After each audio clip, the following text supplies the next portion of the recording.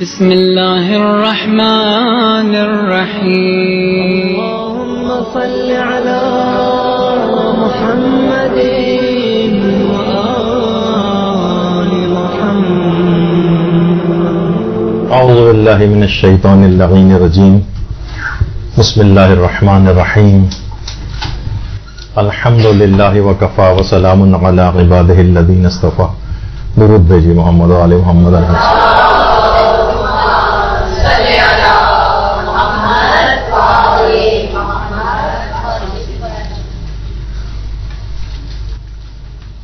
ذاکری کے سلسلے کا جو یہ کلاسز کا ایک سلسلہ چل رہا ہے، اس میں ایک سلسلہ فقہ عزاداری سے ریلیٹڈ بھی ہے. یعنی عزاداری کے فقہی مسائل کیا ہیں اور شریعت کے جتنے بھی ہمارے افعال ہیں وہ سب کے سب شریعت کے دائرے کے اندر آتے ہیں. یعنی حلال و حرام کے مسئلے عزاداری کے سلسلے میں بھی ہیں. دیکھیے ایک اہم بات یہ ہے کہ ذاکری جس وقت آپ کرتی ہیں تو لوگ ذکر و فضائل اور مصائب امام حسین علیہ السلام اور اہل بیت علیہم السلام وہ سننے کے لیے آتے ہیں، احکامات دین سننے کے لیے آتے ہیں. وہ اس وجہ سے نہیں آتے ہیں کہ اختلافی باتیں سنیں، جھگڑے والی باتیں سنیں، یک طرفہ نظریات سنیں، ذاکر یا ذاکرہ کے ذاتی نظریات کو سنیں، ان کے ذاتی عقائد یا ان کی ذاتی تحقیق یا ان کے ذاتی ذوق کے متعلق معلومات لینے نہیں آتے. اچھا، اسی کے اندر سے ایک مسئلہ جو آج ہم آپ کو ایک لحاظ سے اس میں ایک ہدایت بھی کریں گے کہ ذاکر اور ذاکرہ کے لیے ایک بات بہت ضروری ہے کہ وہ اختلافی مسائل جو ہیں معاشرے کے ان کو نہ اٹھائے، جس سے معاشرے میں خلفشار ہو. خاص طور پر ایسی چیزیں کہ جس کو علماء نے منع نہیں کیا اور جائز قرار دیا ہے، ان کو پڑھنے کی اجازت دی ہے، وہ بہت شہرت پا چکی ہیں. اب اس کے خلاف کوئی بھی کسی قسم کا کوئی بھی اقدام کرنا اور کہنا جبکہ اس کے اندر کوئی حرام و حلال کا بھی مسئلہ نہ ہو اور علماء نے اجازت دی ہو، ایسے ایشوز کو نہ اٹھائیں. یہ آپ لوگوں کا عیب شمار ہوگا، آپ کو ذاتی طور پر نقصان ہوگا. لوگ آپ سے مجالس نہیں پڑھوائیں گے، معاشرے میں شروع سے ایک بدنامی کا سامنا کرنا پڑے گا. اسی میں آج کل ایک بہت ہی مسئلہ اٹھا ہوا ہے اور وہ ہے حضرت قاسم کی شادی ہوئی تھی یا نہیں ہوئی تھی. یہ صرف ایک لحاظ سے صرف آج ہم اس کو کچھ ڈسکس کریں گے کہ اس میں جو لوگ دلائل وغیرہ دیتے ہیں آپس میں، لیکن اس سے آپ کو تمام باتوں کا اندازہ ہو جائے گا کہ آخر ان باتوں کو معاشرے میں کیوں نہیں اٹھانا چاہیے. نہ اس طور پر کہ آپ 100% اس بات کو ثابت کریں اپنی مجالس میں کہ نہیں ہوا تھا، اور نہ اس طور پر کہ 100% طور پر آپ اس کو کہیں کہ نہیں ہوا تھا لہذا اگر کوئی پڑھے گا تو یہ حرام کام کرے گا. تو یہ کنٹروورشل چیزیں اس کو علماء نے منع کیا ہے. اچھا، اب اختلافی جو تاریخی واقعات ہیں اس میں کوئی بھی کبھی حتمی رائے پیش نہ کریں، یہ بہت اہم بات ہے. جبکہ پہلے سے علماء اس کے قائل بھی رہے ہوں ان باتوں کے، واجب و حرام کا بھی کوئی مسئلہ اس کے اندر نہ ہو، صرف ایک تاریخ کی بات ہو.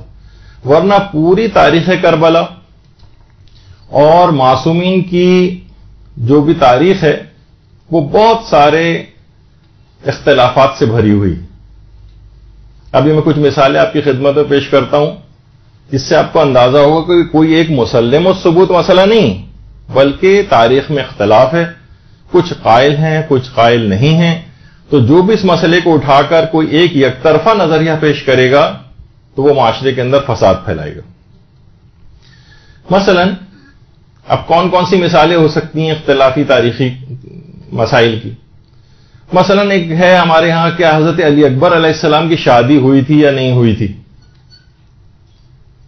18 سال کی عمر آپ ان کی سنتی ہیں کہ مجالس کے اندر، اور آیت اللہ صادق روحانی نے پوری اپنی تحقیق کی ہے کہ وہ شادی شدہ بھی تھے، صاحب اولاد بھی تھے، اور ان کے زیارت نامے کو بھی اس کے طور پر پیش کیا ہے. کچھ علماء کہتے ہیں کہ شادی نہیں ہوئی تھی. تو جو حضرت قاسم کے متعلق ہے بات وہی حضرت علی اکبر کے متعلق بھی ہے، وہی اختلاف. اب اگر کوئی بھی شخص اس بات کے پیچھے لگ جائے. اور اگر کوئی عالم مثلاً پڑھ دے کہ وہ شادی شدہ تھے اور آیت اللہ صادق روحانی نے مثلاً یہ تحقیق پیش کی ہے، تو اس کے پیچھے اگر لگ جائے کہ نہیں ہوئی تھی، اور فلاں علماء تو قائل ہیں کہ نہیں ہوئی، تو کیوں پڑھا جا رہا ہے، اور گویا حضرت علی اکبر علیہ السلام کی کوئی کردار کشی کی جا رہی ہے. تو یہ اختلافی ایک مسئلہ ہے. اس کو یک طرفہ نظریے کے طور پر پیش کرنا اور دوسرے کی بات کو مکمل رد کرنا، یہ کسی بھی طور پر مناسب کام نہیں ہوگا. یہ اختلافی تاریخ کے مسئلے اس کے اندر نہ پڑیں اور نہ ہی ان کو بیان کریں. اسی طریقے سے مثلا مادر شہزادہ علی اکبر علیہ السلام، ان کی جو والدہ گرامی تھی حضرت لیلہ، کیا وہ کربلا میں موجود تھیں؟ خود ایک تاریخ کا ایک اختلافی مسئلہ ہے کہ وہاں پر موجود تھیں یا نہیں موجود تھیں. کچھ کہتے ہیں کہ موجود تھیں، کچھ کہتے ہیں کہ موجود نہیں تھیں. اس میں بھی کوئی اختلاف کی بات نہیں کرنی چاہیے. اور کوئی بھی شخص کوئی بھی بات اگر بیان کر رہا ہو، مثلا وہ کہہ رہا ہو کہ ہاں موجود تھیں، تو کوئی بات نہیں، وہ بھی تاریخ کا ایک چیز پیش کر رہا ہے. بس وہ اس طرح سے نہ پیش کرے کہ حتمی طور پر پیش کرے کہ اس کے علاوہ جو بھی اگر کوئی بات کہے گا تو وہ غلط ہوگی، حرام ہوگی، باطل ہوگی، اس کے خلاف جہاد کرنا ضروری ہے. یہ بات تحقیق سے ثابت ہو چکی ہے، تو یہ غلط ایک نظریہ اور طریقہ بنے گا. اسی طریقے سے حضرت عباس علیہ الصلاۃ والسلام، درود بھیجیے محمد علیہ محمد.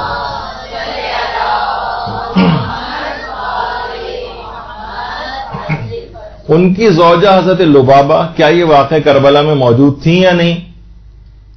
زیادہ تر کہتے ہیں کہ موجود نہیں تھیں اور مدینے میں تھیں. اور مثلا کیونکہ ام البنین جو خود ان کی ساس تھیں، وہ ان کے پاس مدینے میں ان کی خدمت کے لیے موجود تھیں. کچھ کہتے ہیں کہ نہیں، کربلا میں موجود تھیں.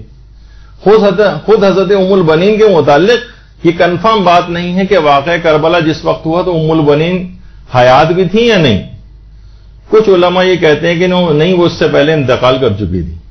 اور کچھ کہتے ہیں نہیں، وہ جو واقعہ بھی ملتا ہے کہ میرے 4 بیٹے تھے اور خیالی انہوں نے قبریں بنائی تھی. تو تاریخ کے اندر مختلف قسم کے اس طرح کے اختلافات موجود ہیں. ان تاریخی اختلافات سے پوری تاریخ جو ہے وہ بھری ہوئی. کیا مثلا تاریخ میں ہے کہ بنو ہاشم کے پہلے شہید کون تھے؟ کچھ کہتے ہیں حضرت علی اکبر تھے، کچھ کہتے ہیں نہیں فلاں شہزادے جب وہ تیر آ کر لگے تھے تو وہ بھی سب بنو ہاشم کے شہزادے تھے جو ان سے پہلے شہید ہوئے ہیں. اسی طریقے سے حضرت رباب اور ام رباب کا قضیہ تاریخ کے اندر. رباب الگ ہیں، ام رباب الگ ہیں. کچھ علماء اس بات کے قائل ہیں کہ رباب جو تھیں وہ امام حسین علیہ السلام کی زوجہ تھیں، اور ام رباب امام حسن کی زوجہ تھیں. امراء القیس جو تھے پیغمبر کے ایک صحابی، ان کی 3 بیٹیاں تھیں. ایک کی امیر المومنین سے شادی کی تھی انہوں نے، اور باقی 2 بیٹیوں کی امام حسن و حسین سے کی تھی. تو خود تاریخ کے اندر اس طرح اس پہ بھی علماء کو اعتراضات ہیں کہ جو میں نے بات پیش کی اس پہ بھی وہ ہے. تو کوئی یک طرفہ بات پیش نہیں کی جا سکتی. پھر ایک بہت ہی بڑا مسئلہ پیش آتا ہے جو کہ ابھی گفتگو میں آگے چل کر ہی آئے گا کہ امام حسین علیہ السلام کی اولادیں کتنی تھیں. اور اولادوں کے اندر بھی یہ مسئلہ پیش آتا ہے کہ بیٹے کتنے تھے اور بیٹیاں کتنی تھیں. بیٹے کتنے تھے اور بیٹیاں کتنی تھیں. اور یہ اختلاف ائمہ کی تمام اولادوں کے سلسلے میں. ابھی آگے چل کر ان کی بھی تفصیل آئے گی. پھر امام حسین علیہ السلام کی کون سی بیٹی قید خانے میں شہید ہوئی، یہ خود بہت ہی بڑا معرکۃ العرا مسئلہ ہے. کیا وہ حضرت رقیہ تھیں یا حضرت سکینہ تھیں؟ اور رقیہ نام کی کوئی بیٹی تھی بھی یا نہیں امام کی، اس پہ خود ایک بہت بڑا اختلاف ہے. اس کی بھی تفصیل آگے چل کر آنے والی.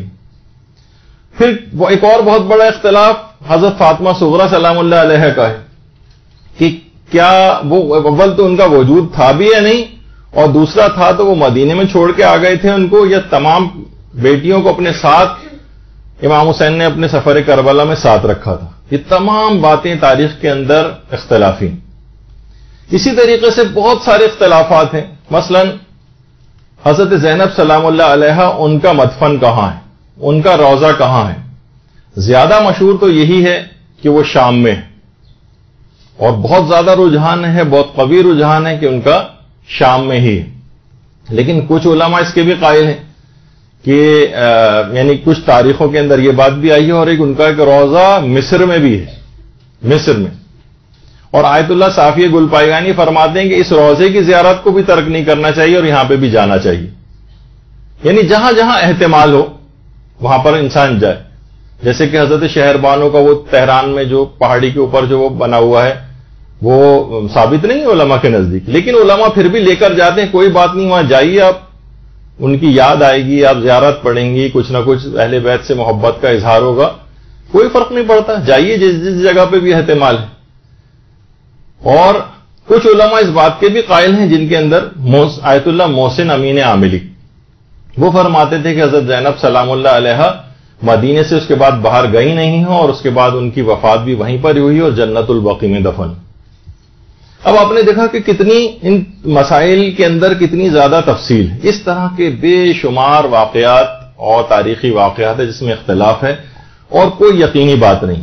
یہ زیادہ سے زیادہ کہہ سکتے ہیں کچھ کے بارے میں امکانات زیادہ ہیں، کچھ چیزوں کے بارے میں امکانات کم ہیں. اقوال علماء ادھر بھی ہیں، اقوال علماء ادھر بھی ہیں، آرا ادھر بھی پائی جاتی ہیں، آرا دوسری طرف بھی پائی جاتی ہیں. اس سلسلے میں بھی کتابیں لکھی گئی ہیں، اس جو دوسرا نظریہ ہے اس سلسلے میں بھی کتابیں ہیں. طرفین میں سب کے پاس اپنے اپنے دلائل موجود ہیں.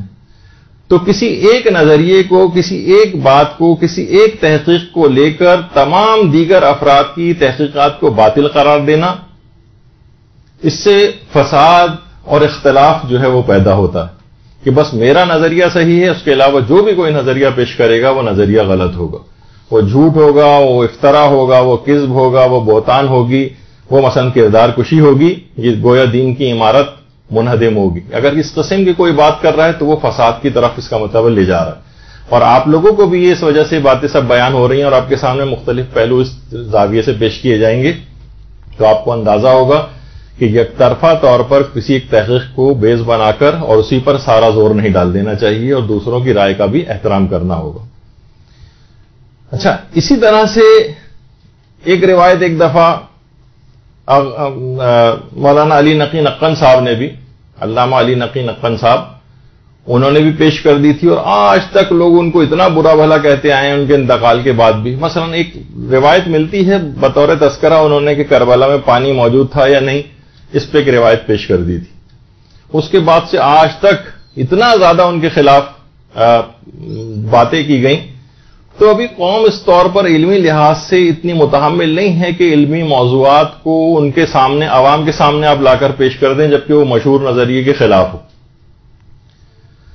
تو ایسے ہی بہت سارے نوجوان آج کل جو ہے وہ پیدا ہو گئے ہیں اور کہیں بھی انہوں نے کوئی آرٹیکل کسی جگہ پڑھ لیا کسی کتاب کے اندر، سوشل میڈیا وغیرہ پہ، تو اس کو بالکل حتمی طور پر سمجھ کر اور اس کے لیے تبلیغ کرنا شروع کر دیتے ہیں، علماء کو برا بھلا کہنا شروع کر دیتے ہیں. کوئی عالم اگر وہ روایت پڑھتا ہے تو وہ مجمع میں کھڑے ہو جاتے ہیں اور منع کرنے لگتے ہیں کہ یہ غلط روایت آپ پڑھ رہے ہیں، یا ان کے خلاف ایک محاذ بنانے کی کوشش کرتے ہیں. اس قسم کے جو کم علم افراد ہیں ان کے لیے خود امام خمینی نے باقاعدہ اپنی ایک خطاب کے اندر امام خمینی نے ایک بات کہی تھی. 1358 ہجری شمسی میں خطاب کرتے ہوئے فرمایا تھا امام خمینی نے کہ ہمارے نوجوان جب مجلس اعضاء میں جاتے ہیں اور واعظ اور مقرر یا ذاکر جب کوئی روایت پڑھتا ہے تو کھڑے ہو کر کہتے ہیں کہ یہ روایت غلط ہے. یہ نہ سمجھیں کہ ایسا کر کے وہ دین کی کوئی خدمت کر رہے ہیں، بلکہ کہنا ہی قطعاً غلط ہے، اور ایسا کہنا بھی مجلس اعضاء کے خلاف حملوں میں سے ایک حملہ ہے، اور ایسا کرنے سے یہ سعادت ہمارے ہاتھ سے نکل جائے گی. یعنی امام خمینی نے ایسے کم علم افراد کو کہ اگر کوئی روایت پیش کر رہا ہے، تاریخ کے اندر اختلاف ہو سکتا ہے، تو کوئی بھی شخص کھڑا ہو کے کہنے لگے نہیں آپ یہ غلط روایت پیش کر رہے ہیں، تو یہ کہنے کا حق نہیں ہے. اس سے پوری آپ گویا ایک مجلس اعضاء کے جو حملوں میں سے ایک حملہ جو ہے وہ امام خمینی نے قرار دیا. تو تاریخ کے اگر کسی واقعے کے اندر کوئی واجب و حرام کا مسئلہ نہ ہو، صرف ایک تاریخی بات ہو، علماء اس کے کچھ قائل بھی رہے ہوں اور اس کو بیان کرنے کی اجازت دیتے ہوں، تو اس میں جھگڑا اور فساد کرنے والی کوئی بات نہیں ہونی چاہیے. اسی طرح کا یہی والا مسئلہ ہے جو کہ ہم آج ڈسکس کریں گے کہ کیا کربلا میں حضرت قاسم کی شادی ہوئی تھی. صرف ایک علمی طور پر اس کے مختلف زاویے پیش کریں گے اور جو طرفین دلائل دیتے ہیں تاکہ آپ کو اندازہ ہو جائے کہ کسی بھی ایسے موضوع میں ہاتھ نہیں ڈالنا ہے جبکہ اس کے اندر کتنی تفصیل موجود ہوتی جو ہمیں پتہ نہیں ہوتی. تو ہم نے تو ایک صفحے کا پڑھ لیا یا کسی عالم کی 5 منٹ کی ہم نے کسی مولانا کی جو ہے وہ تقریر سن لی اور سوچا کہ جو بات کہہ رہے ہیں بالکل صحیح کہہ رہے ہوں، بس اس کے لیے ہمیں تبلیغ کرنی چاہیے۔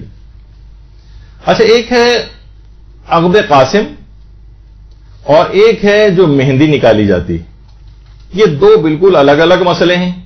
آج کی جو ہماری نشست ہوگی وہ عقد کے والے مسئلے پر ہوگی، اور ایک رسومات عزاداری کے جو فقہی مسائل ہیں اس کے اندر خود مہندی نکالنا جائز ہے یا نہیں، یہ ہماری ایک اور نشست ہوگی اس کے بعد، یعنی آج تو نہیں، اگلے دنوں میں اس کے اندر اس کو ہم تفصیل سے بیان کریں گے، اس کے ساتھ دیگر مراسم عزا کا بھی ذکر آئے گا۔ اچھا، اب حضرت قاسم کے عقد کی جو روایت ہے وہ بعض کتابوں کے اندر موجود ہے، جو بھی ہم ذکر کریں گے کہ جب حضرت قاسم نے عاشور میں روز عاشور امام حسین علیہ السلام سے میدان جنگ میں جانے کی اجازت مانگی تو امام نے اجازت نہیں دی۔ مختصر کر کے سنا رہا ہوں۔ اب قاسم بہت غمگین ہوئے، اچانک سے ان کو یاد آیا کہ ایک بازو بند میرے بابا نے دیا تھا امام حسین علیہ السلام نے، اللہم صلی علی محمد وعلی محمد، اور وصیت کی تھی کہ بیٹا جب تم پر غموں کا غلبہ ہو تو اس بازو بند کو کھول کر دیکھ لینا۔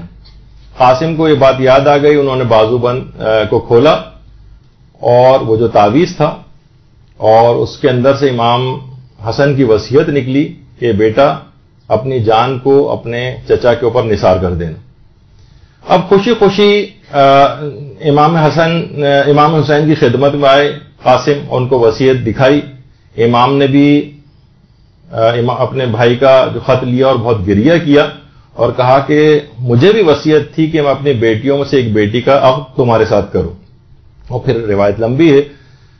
اب اس روایت کے اوپر علماء کے دو گروہ ایک لحاظ سے جسے کہا جائے کہ بنے۔ ایک وہ گروہ ہے علماء کا جس کی تعداد کافی زیادہ ہے، جن کے نزدیک حضرت قاسم کی شادی والی روایت یہ عقد ثابت نہیں ہے، اور ان کی تعداد زیادہ ہے اور اس میں مراجع کرام بھی شامل ہیں۔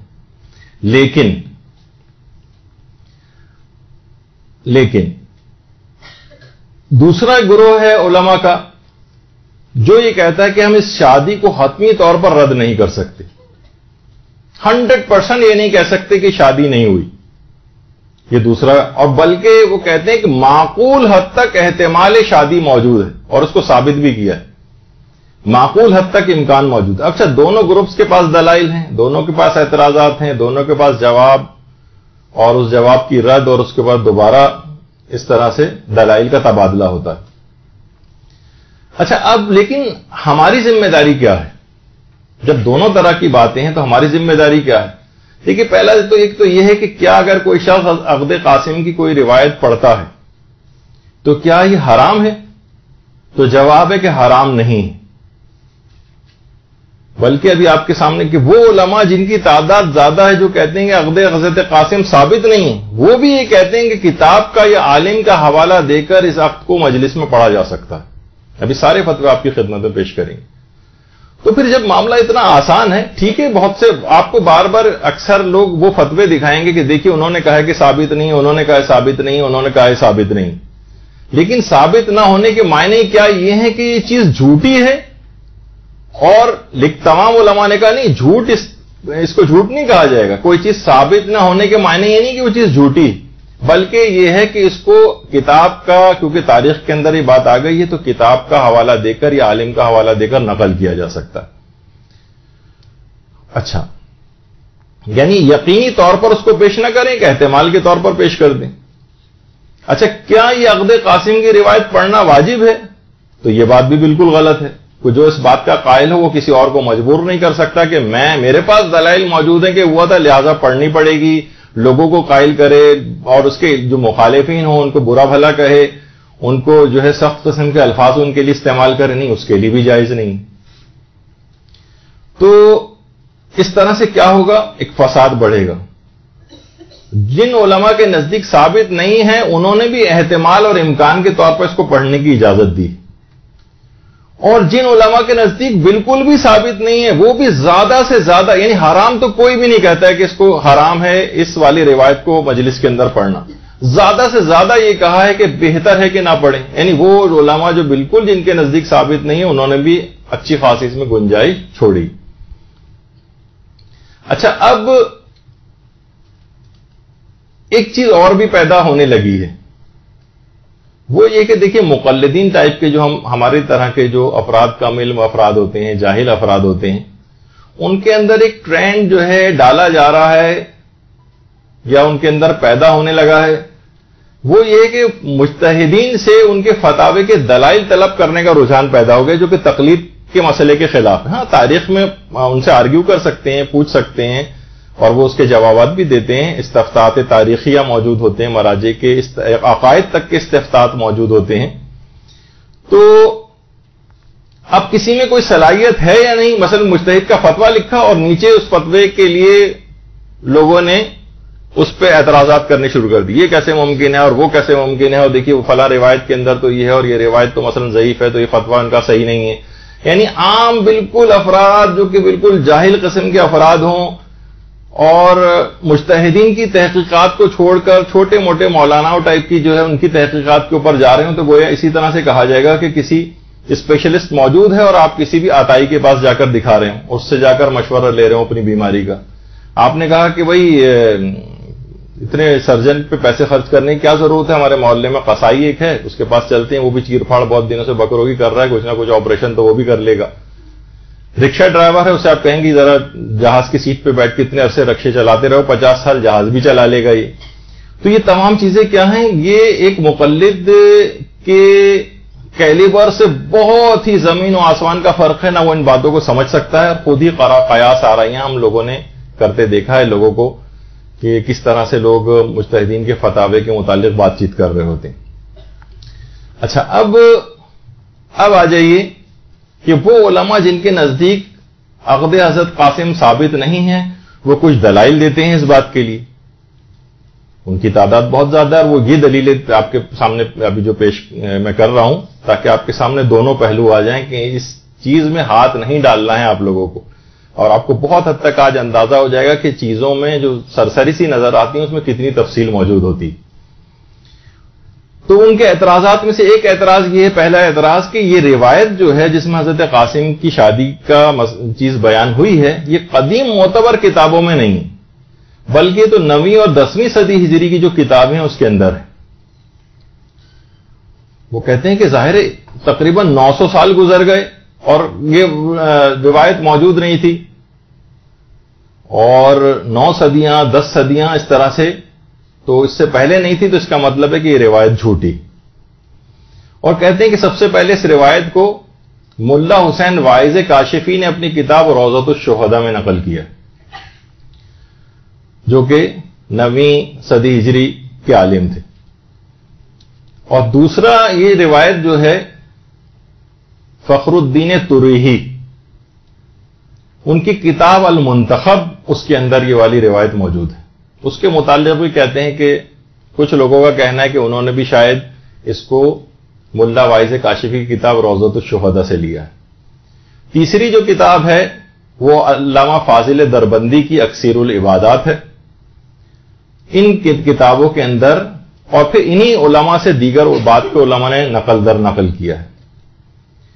تو یہ روایت جو ملا حسین واعظ کاشفی نے روضۃ الشہداء کے اندر لکھی ہے، کیونکہ وہ 9ویں صدی ہجری کے عالم تھے، سب سے پہلے انہوں نے لکھی ہے، تو اتنے عرصے بعد یہ روایت کیوں آئی؟ یہ منابع اولیہ جو بالکل اولین کتابیں ہیں ہماری، اس کے اندر یہ روایت کیوں نہیں ہے، لہٰذا اس روایت کو جھوٹا سمجھا جائے گا.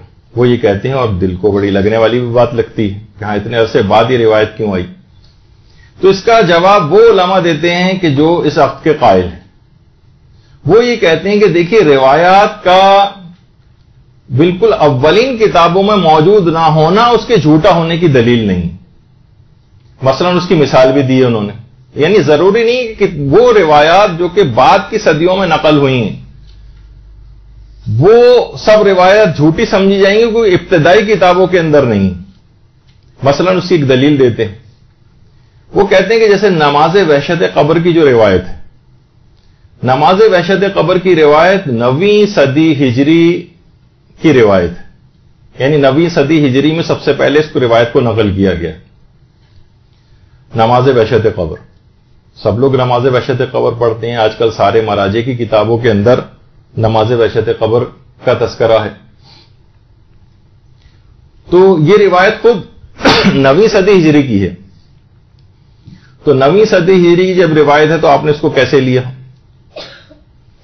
بیچ میں ایک بات آ گئی تو یہ بھی ذکر کرتا چلوں کہ روایت میں ہے کہ جو شخص بھی وحشت قبر اس کو دامنگیر نہیں ہوگی جو مکمل رکوع کو انجام دیتا ہوگا. یعنی طویل رکوع آپ کریں، خشوع و خضوع کے ساتھ کریں، صحیح قرات کے ساتھ کریں، اس کا ذکر جو ہے. تو یہ سب چیزیں، تو وہ علماء یہ کہتے ہیں کہ بھائی یہ والی روایت جو نماز وحشت قبر کی ہے یہ بھی تو 9ویں صدی ہجری کے اندر آئی ہے، پھر اس کو آپ نے کیسے لیا؟ اسی طرح سے 40 کی جو روایت ہے، 40 کی، یہ 7ویں صدی ہجری کی روایت ہے. ابن طاؤس نے سب سے پہلے 40 کی روایت 7ویں صدی ہجری کے اندر بیان کی. تو جب ہم 9ویں صدی ہجری اور 7ویں صدی ہجری کی روایت لے رہے ہیں تو حضرت قاسم کی 9ویں صدی ہجری کی روایت لینے میں پھر کیا حرج ہے؟ ان علماء کا یہ کہنا. ہاں آپ یہ کر سکتے ہیں، بلکہ علماء نے ایک بات کہی کہ فضائل وغیرہ کی جتنی بھی روایات ہیں ائمہ کے، جس میں فضائل ہیں، ضروری نہیں کہ وہ تمام کی تمام ابتدائی کتابوں کے اندر موجود ہوں، وہ بعد کی کتابوں کے اندر بھی آئی ہیں. تو بہت سی روایات کچھ کتابوں میں ہوتی ہیں، بہت سی روایات بعد کی کتابوں میں ہوتی ہیں، تو یہ اس بات کا لازمہ نہیں. اور علماء نے اس کی ایک اور بھی مثال دی. علامہ کفمی جو ہمارے دعاؤں کے سلسلے کے بہت بڑے عالم گزرے اور بہت ہی معتبر ہے، جبل عامل لبنان میں ان کی قبر مبارک بھی ہے، اور وہ ملا واعظ کاشفی کے بالکل ہم اثر علماء میں سے تھے جنہوں نے سب سے پہلے عقد قاسم کی روایت لکھی ہے.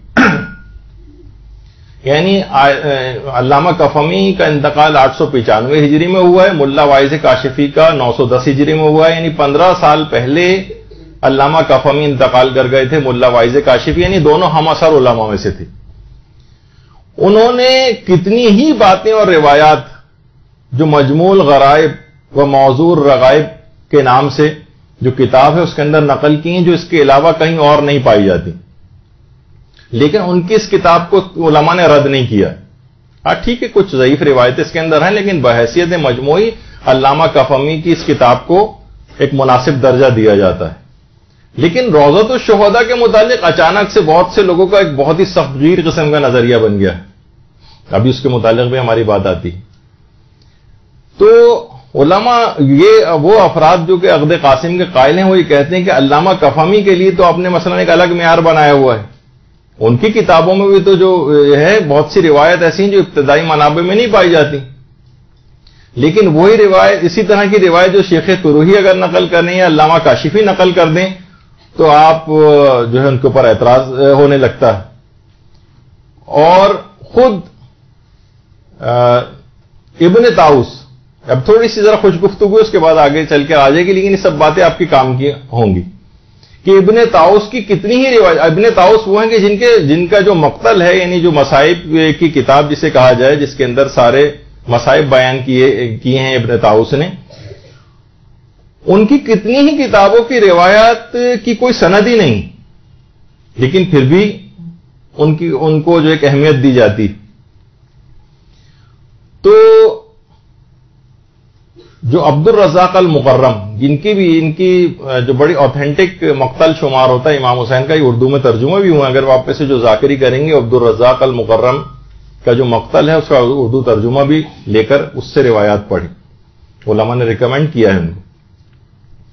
وہ فرماتے ہیں کہ یہ مقتل حسین ان کی کتاب ہے. وہ فرماتے ہیں کہ شیخ طروحی کی شخصیت اور علمی جلالت بہت زیادہ تھی. بہت مشکل ہے کہ انہوں نے یہ بات نقل کی حضرت قاسم والی روایت.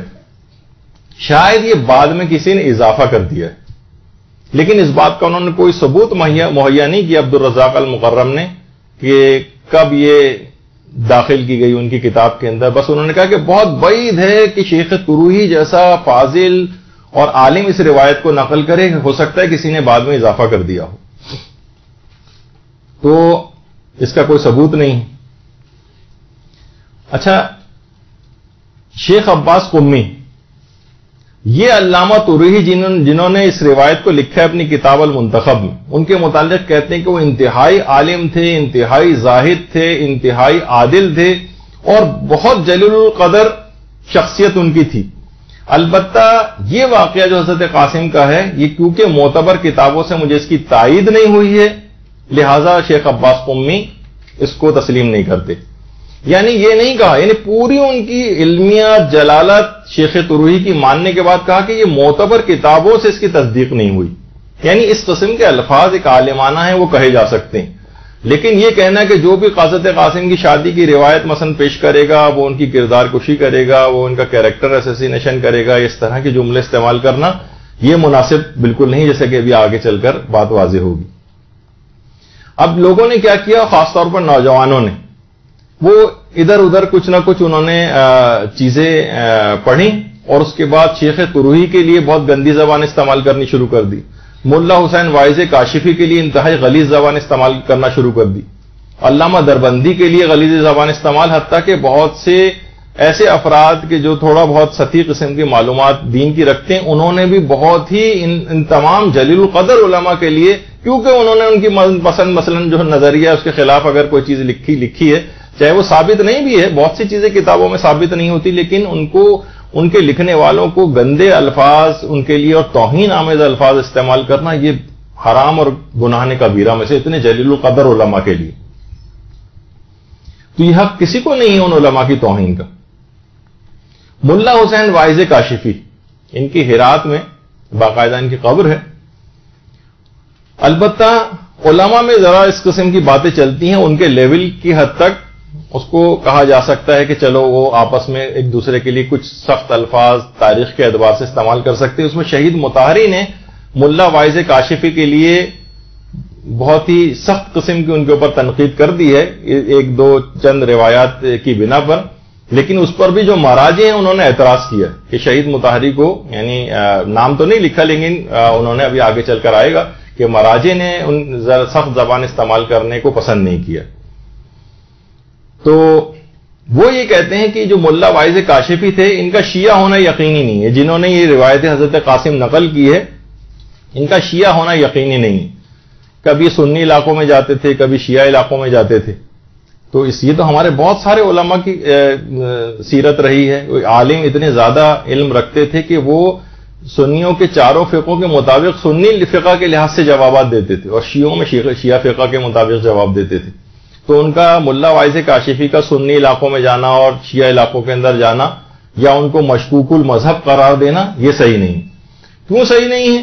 اس وجہ سے کہ دیکھیے ابھی جو معتبر مقاتل بیان کیے ہیں آغا ری شاہری نے، یہ علم حدیث کے اعتبار سے ایران کے بڑے علماء میں ان کا شمار ہوتا ہے، اور ان کے بڑے اچھے ادارے بھی چل رہے ہیں وہاں پر۔ میزان الحکمہ وغیرہ جو کتابیں آپ لوگوں کے پاس احادیث کی ہوں گی اگر کسی کے پاس، تو وہ انہی کے زیر اثر کمپائل کی گئی۔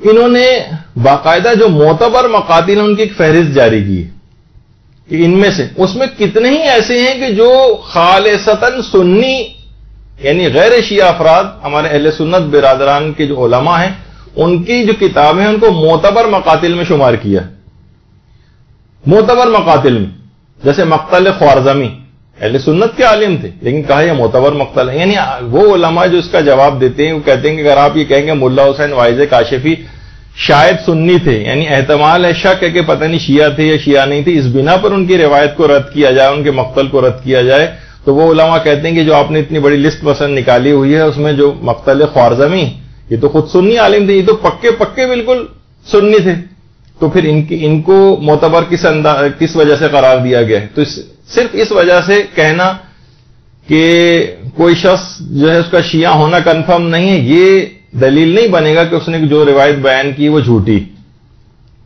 یا مثلا طبقات کبریٰ، یہ تو خیر کوئی اور جلد اس کے اوپر لکھی ہوئی، لیکن ابن سعد کی جو طبقات کبریٰ ہے اس کو بھی انہوں نے معتبر مقاتل میں جہاں مصائب کا تذکرہ ہوا اس کو معتبر سمجھا۔ اسی طریقے سے انصاب الاشراف جو علامہ بلازری کی کتاب ہے اس کو بھی جو اہل سنت عالم ہے لیکن معتبر مقاتل میں اس کو شمار کیا۔ اسی طریقے سے تاریخ طبری ہے، اس میں جہاں پر ہیں ان کو بھی معتبر مقاتل میں شمار کیا ہے جہاں مصائب موجود ہیں. تاریخ عاصم کوفی کے اندر جو مقتل موجود ہے اس کو معتبر مقاتل میں شمار کیے، جو سب سنی کتابیں. اس کے علاوہ جو المعجم الکبیر جو ہے علامہ طبرانی کی، اس کو معتبر مقاتل میں شمار کیا ہے. ابن عساکر کی جو تاریخ دمشق ہے اس کو معتبر مقاتل میں شمار کیا ہے. اس کے علاوہ تذکرۃ الخواص سبتی ابن جوزی کی ہے، اور اس کے علاوہ اخبار الطوال جو کہ علامہ دینوری کی ہے ان کو معتبر مقاتل میں شمار کیا ہے. تو وہ علماء کہتے ہیں کہ صرف ایک شخص کا جس کے متعلق صرف ایک احتمال ہے کہ شاید یہ سنی تھے مثلا، چلیں اگر اس بات کو بھی اگر ہم مان لیں، اول تو یہ بات بھی صحیح نہیں ہے، ابھی آگے چل کے علماء کے اقوال آئیں گے. تو جو بالکل پیور غیر شیعہ علماء ہیں ان کو آپ نے جب مانا ہے ان کے مقتل کو، تو فقط کاشفی کا مشکوک المذہب ہونا بالفرض اگر یہ کہا جائے، یہ ان کو قابل رد نہیں بناتا ہے. اس طرح تو بہت سارے لوگ ہیں. ہاں البتہ آپ ان کے روایات کے اوپر اعتراض کر سکتے ہیں، لیکن صرف اس بنا پر ان کو رد کرنا کہ ان کا مذہب صحیح طور پر پتہ نہیں، شاید وہ سنی تھے لیکن اکثر علماء ان کے شیعہ ہونے کے قائل ہیں. تو جو پکے سنی علماء ہیں ان کی بات کو آپ نے معتبر مقتل میں کیسے شمار کیا؟ اب اس پہ بہت ساری باتیں ہو سکتی ہیں، یقیناً اس کے بھی جواب دیے جا سکتے ہیں، پھر جواب کے بھی جواب دیے جا سکتے ہیں، اس کا بھی رد کیا جا سکتا ہے، لیکن یہ کہ وہ لمبی بحثیں. تو اس کو کتاب کو جو ملا واعظ کاشفی کی جس کے اندر یہ موجود ہے بات، اس کو مکمل طور پر رد نہیں کیا جا سکتا اور اس کتاب کو آؤٹ رائٹ ریجیکٹ نہیں کیا جا سکتا. اچھا ایک بات اور بھی یاد رکھیں، آپ کے بڑے کام کی ہونی چاہیے کہ چند غیر معتبر واقعات کا یا احادیث کا کتاب میں موجود ہونا اس کو بے اعتبار نہیں بناتا ہے. آپ یہ نہیں کہہ سکتے بھائی اس کتاب کے اندر چاہے تھوڑی بہت مثلا ملا واعظ کاشفی کی کتاب میں 10-12 ایسی جگہیں ہیں کہ جن کو علماء نے کہا کہ نہیں یہ اس کے اندر کچھ باتیں ایسی نقل ہو گئی ہیں کہ جو مسامحات جنہیں کہا جاتا ہے، یہ تسامح ان سے ہو گیا ہے، یہ ان اوتھینٹک باتیں ہیں. مثلا جس کے اندر بہت ساری باتیں آئی ہیں کہ کیسے ممکن ہے کہ لاکھوں کا جو ہے وہاں پر لشکر ہو اور امام نے مثلا اتنے ہزار افراد کو جو ہے شہید کیا، اور وہ لوگ کیلکولیشن شروع کر دیتے ہیں کہ روز عاشور اتنا ٹائم امام کے پاس تھا اور اسی ٹائم میں اگر آدھے منٹ کے اندر بھی ایک شخص کو قتل کیا جائے تو اتنے افراد بنیں گے، تو اتنے زیادہ ہزاروں جو ہے وہ کس طریقے سے امام نے قتل کیے. تو اس کے بھی بہت سارے یہ جو اعتراضات کیے گئے ہیں ان کی کتاب کے مندرجات پر، اس کے بھی جوابات دیے جا چکے ہیں کہ وہ بھی غلط نہیں کہے انہوں نے. مثلا اگر ہزاروں کا مجمع تھا جیسے آیت اللہ حافظ بشیر نجفی نے کہا کہ کیسے ممکن ہے، تو انہوں نے کہا دیکھیں بعض اوقات جب روایات میں ملتا ہے کہ امام جب جاتے تھے یا کوئی جاتا تھا میدان جنگ میں تو اس وقت ایک بھگدڑ مچتی تھی اور خوف سے، اور ایک اسٹیمپیڈ ہوتا تھا. آج بھی آپ دیکھتے ہیں کہ حج وج پہ اسٹیمپیڈ میں 500 1000 2000 جو ہے افراد جو ہے وہ شہید ہو جاتے ہیں. کہیں پہ بھی کہیں بڑا مجمع ہوتا ہے اور خاص طور پر اس وقت جبکہ سب کے سب افراد کے پاس مختلف قسم کے ہتھیار، نوکیلے ہتھیار بھی موجود ہوں اور بھگدڑ مچ جائے تو ہلاکتیں اور زیادہ ہوں گی. تو اس کے جوابات علماء نے دیے ہیں کہ یہ نہیں کہ آپ کہہ سکتے کہ یہ روایات جھوٹی ہیں جن میں بہت کثیر تعداد کا تذکرہ ہوا ہے کہ یہ کیسے ممکن ہے کہ اتنے لوگ زیادہ شہید کر دیوں، ایک ایک شخص کو بھی تلوار سے اگر کریں گے تو اتنا ٹائم لگ جائے گا. نہیں، وہ اسٹیمپیڈ کے ذریعے بھی ہوئے ہیں. تو اس طرح کی بہت ساری باتیں ہیں جو کہ علماء نے اس کے بہرحال اپنے طور پر جوابات دیے ہیں. تو خود آیت اللہ خوئی نے خود یہ بات کہی ہے اپنی کتاب جو موجم رجال الحدیث ہے، علم حدیث کی جو رجال کی کتاب ہے، اس کی 8ویں جلد میں آقا خوئی نے کہا کہ کسی بھی کتاب میں چند باتیں اگر باطل ہیں یا چند باتیں غیر معتبر ہیں اس سے پوری کتاب نہیں ہو جائے گی. پھر انہوں نے کہا ہے کہ پھر کتاب اصول کافی کا کیا ہوگا؟ اصول کافی کے اندر بھی جو ہماری کتنی معتبر کتاب ہے لیکن اس کے اندر بھی کتنی احادیث ایسی ہیں کہ جو کہ ضعیف ہیں اور ثابت نہیں ہیں اور قابل اعتبار نہیں ہے. تو اس سے پوری کتاب اصول کافی، تو آپ یہ نہیں کہہ سکتے کہ پوری کتاب کو کنڈیم کر دیں. یعنی اس تناظر میں علماء نے بات کہی ہے کہ ملا حسین واعظ کاشفی کی کتاب میں اگر 10-12 چیزیں مثلا اس قسم کی ہیں جس کی بعض کی تو توجیحات بھی پیش کی جا چکی ہیں، جیسے یہی کہ اتنے سارے افراد کو اتنا لشکر نہیں تھا اور یہ کیسے ممکن ہے وغیرہ وغیرہ، اس کے بھی علماء نے جوابات دی. خود اصول کافی کے متعلق صرف آپ کی معلومات کے لیے کہوں کہ کل 16,000 100 یا 16,200 کے قریب روایات ہیں اصول کافی کے اندر، جو بحیثیت مجموعی اس کتاب کے اندر۔ الذریعہ الی تصانیف الشیعہ میں آقا بزرگ تحراری نے کہا ہے کہ یعنی یہ جو 16,000 روایات میں سے، اس کی آواز کو تھوڑا کم کیجیے، یہ جو 16,000 احادیث ہیں اس میں سے 9,485 احادیث ضعیف ہیں اصول کافی کی۔ تو کیا آپ یہ کہیں گے معاذ اللہ کہ پوری کتاب اصول کافی جو ہے وہ پوری جو ہے وہ ضعیف احادیث پر مشتمل ہے اور یہ ہماری جو ہے نا معتبر کتابوں کے اندر شامل نہیں ہوگی؟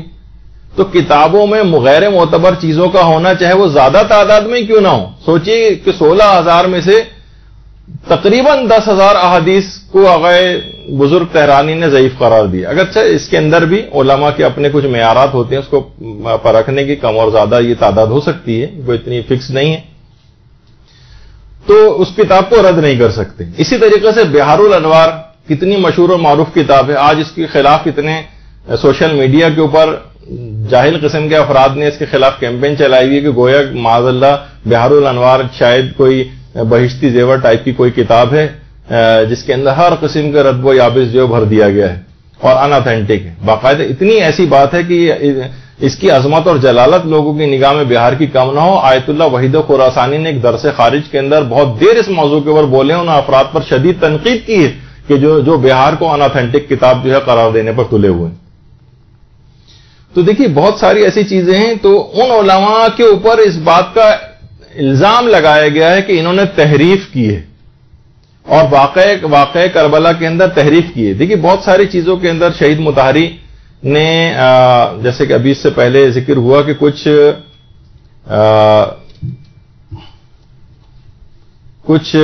متشدد، یہ تھوڑی آواز کم کریں بھائی اس کی،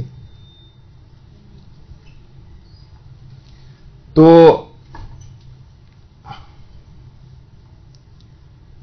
یہ اعتدال سے خارج ہونے والی بات ہے، اعتدال سے خارج ہونے والی۔ اچھا، ان کے اوپر یہ الزام لگایا گیا ہے کہ ملا واعظ کاشفی نے تحریف کی ہے، تو آیت اللہ صافی گل پائیگانی نے باقاعدہ ان سے سوال پوچھا گیا کہ کتاب روضۃ الشہداء جو ملا حسین واعظ کاشفی کی ہے یا اسرار الشہادہ جو آغا دربندی کی ہے، کیا یہ تحریف شدہ ان مطالب ہیں اس کے اندر کا واقعہ کربلا کی؟ تو آیت اللہ صافی گل پائیگانی نے اس کا جواب دیا ہے کہ مجھے اس بات کا حق نہیں پہنچتا، ما حق نہ دارین، مجھے اس بات کا حق نہیں ہے کہ میں ان دونوں کتابوں کو لکھنے والے پر تحریف کربلا کرنے کی تہمت لگاؤں، اور اگر ان کتابوں کے اندر کچھ ایسے مطالب ہیں جو کہ جن کا وقوع پذیر ہونا کا احتمال ہے اور اس کے عدم پر کوئی ہمارے پاس قطعی دلیل نہیں ہے، تو ہمیں اس کا انکار نہیں کرنا چاہیے اور ان کے اوپر اس طرح کی گولہ باری نہیں کرنی چاہیے کہ انہوں نے گویا جھوٹ منسوخ کیا۔ ہاں، اگر جو چیز آپ کے نزدیک ثابت نہیں ہے آپ اس کو نقل نہ کریں، لیکن یہ کہنا کہ انہوں نے تحریف کی ہے یہ آج کل بہت زیادہ اس کے اوپر شروع ہونے لگا ہے، اور تحریفات عاشورہ وغیرہ کے اعتبار سے جو چیزیں شہید مطہری نے پیش کی، ان کا وہ خود ایک صاحب نظر شخصیت تھے، ان کا ایک اپنا نظریہ ہے، لیکن دیگر علماء اور مراجع نے اس کے ذرا برخلاف بات کہی ہے اور کہا کہ ہم روضۃ الشہداء وغیرہ کے جو لکھنے والے علماء ہیں علامہ دربندی پر، ان پر یہ الزام نہیں لگا سکتے کہ انہوں نے تحریف کی۔ ہاں ٹھیک ہے، اگر آپ کے نزدیک کوئی قطعی بات ہے تو آپ اس کو ان کی کتاب سے نقل نہ کریں، صرف یہ، لیکن ان پر تحریف کا الزام نہیں لگا سکتے۔ تو اسی طرح سے خود شیخ عباس قمی نے ملا واعظ کاشفی کے لیے دیکھیے کیا جملے استعمال کیے ان کی کتاب فوائد رضویہ در احوال علماء مذہب جعفریہ، کہ وہ جو تھے جامع علوم دینیہ، عارف و معارف یقینیہ، کاشف اسرار، مسلم در علم حدیث و تفسیر و ریاضی و حسن تقریر۔ شیخ عباس قمی نے کتنی زیادہ تعریف کی ہے ملا واعظ کاشفی کی، تو ان پہ تحریف کا الزام لگانا، کتنے علماء نے ان کی تعریف کی ہے، ان کو مشکوک المذہب قرار دینا، یہ ایک کچھ علماء نے اس نظریے کو اختیار کیا، لیکن زیادہ تر علماء نے اس قسم کے الفاظ ان کے لیے استعمال نہیں کیے۔ اچھا، اب آگے ایک چیز اور آپ کے اس میں آ جائے، اس پر ایک اعتراض یہ بھی ہوتا ہے، اور جو اس کے قائل نہیں وہ دلیل یہ دیتے ہیں کہ اس روایت کا کوئی سلسلہ سند نہیں، کہ انہوں نے کہاں سے لیا، اس سے پہلے کسی اور نے اس بات کو نقل نہیں کیا. تو دیکھیے کتنی کتابیں ایسی ہیں جو کتنی ہی روایات ایسی ہیں جو کچھ کتابوں میں اور کچھ کتابوں میں نہیں. ساری کتابیں ہماری ایک طرح کے مندرجات پر تو نہیں ہے نا. مثلا کچھ احادیث جو ہے مثلا تہذیب الاحکام میں ہوں اور کچھ جو ہے وہ ملا یحذر الفقیہ میں ہو، تو آپ یہ نہیں کہہ سکتے کہ سب کتابوں میں ایک طرح کی حدیثیں ہوں. کچھ نے نقل کی ہے، کچھ نے نقل نہیں کیا ہے.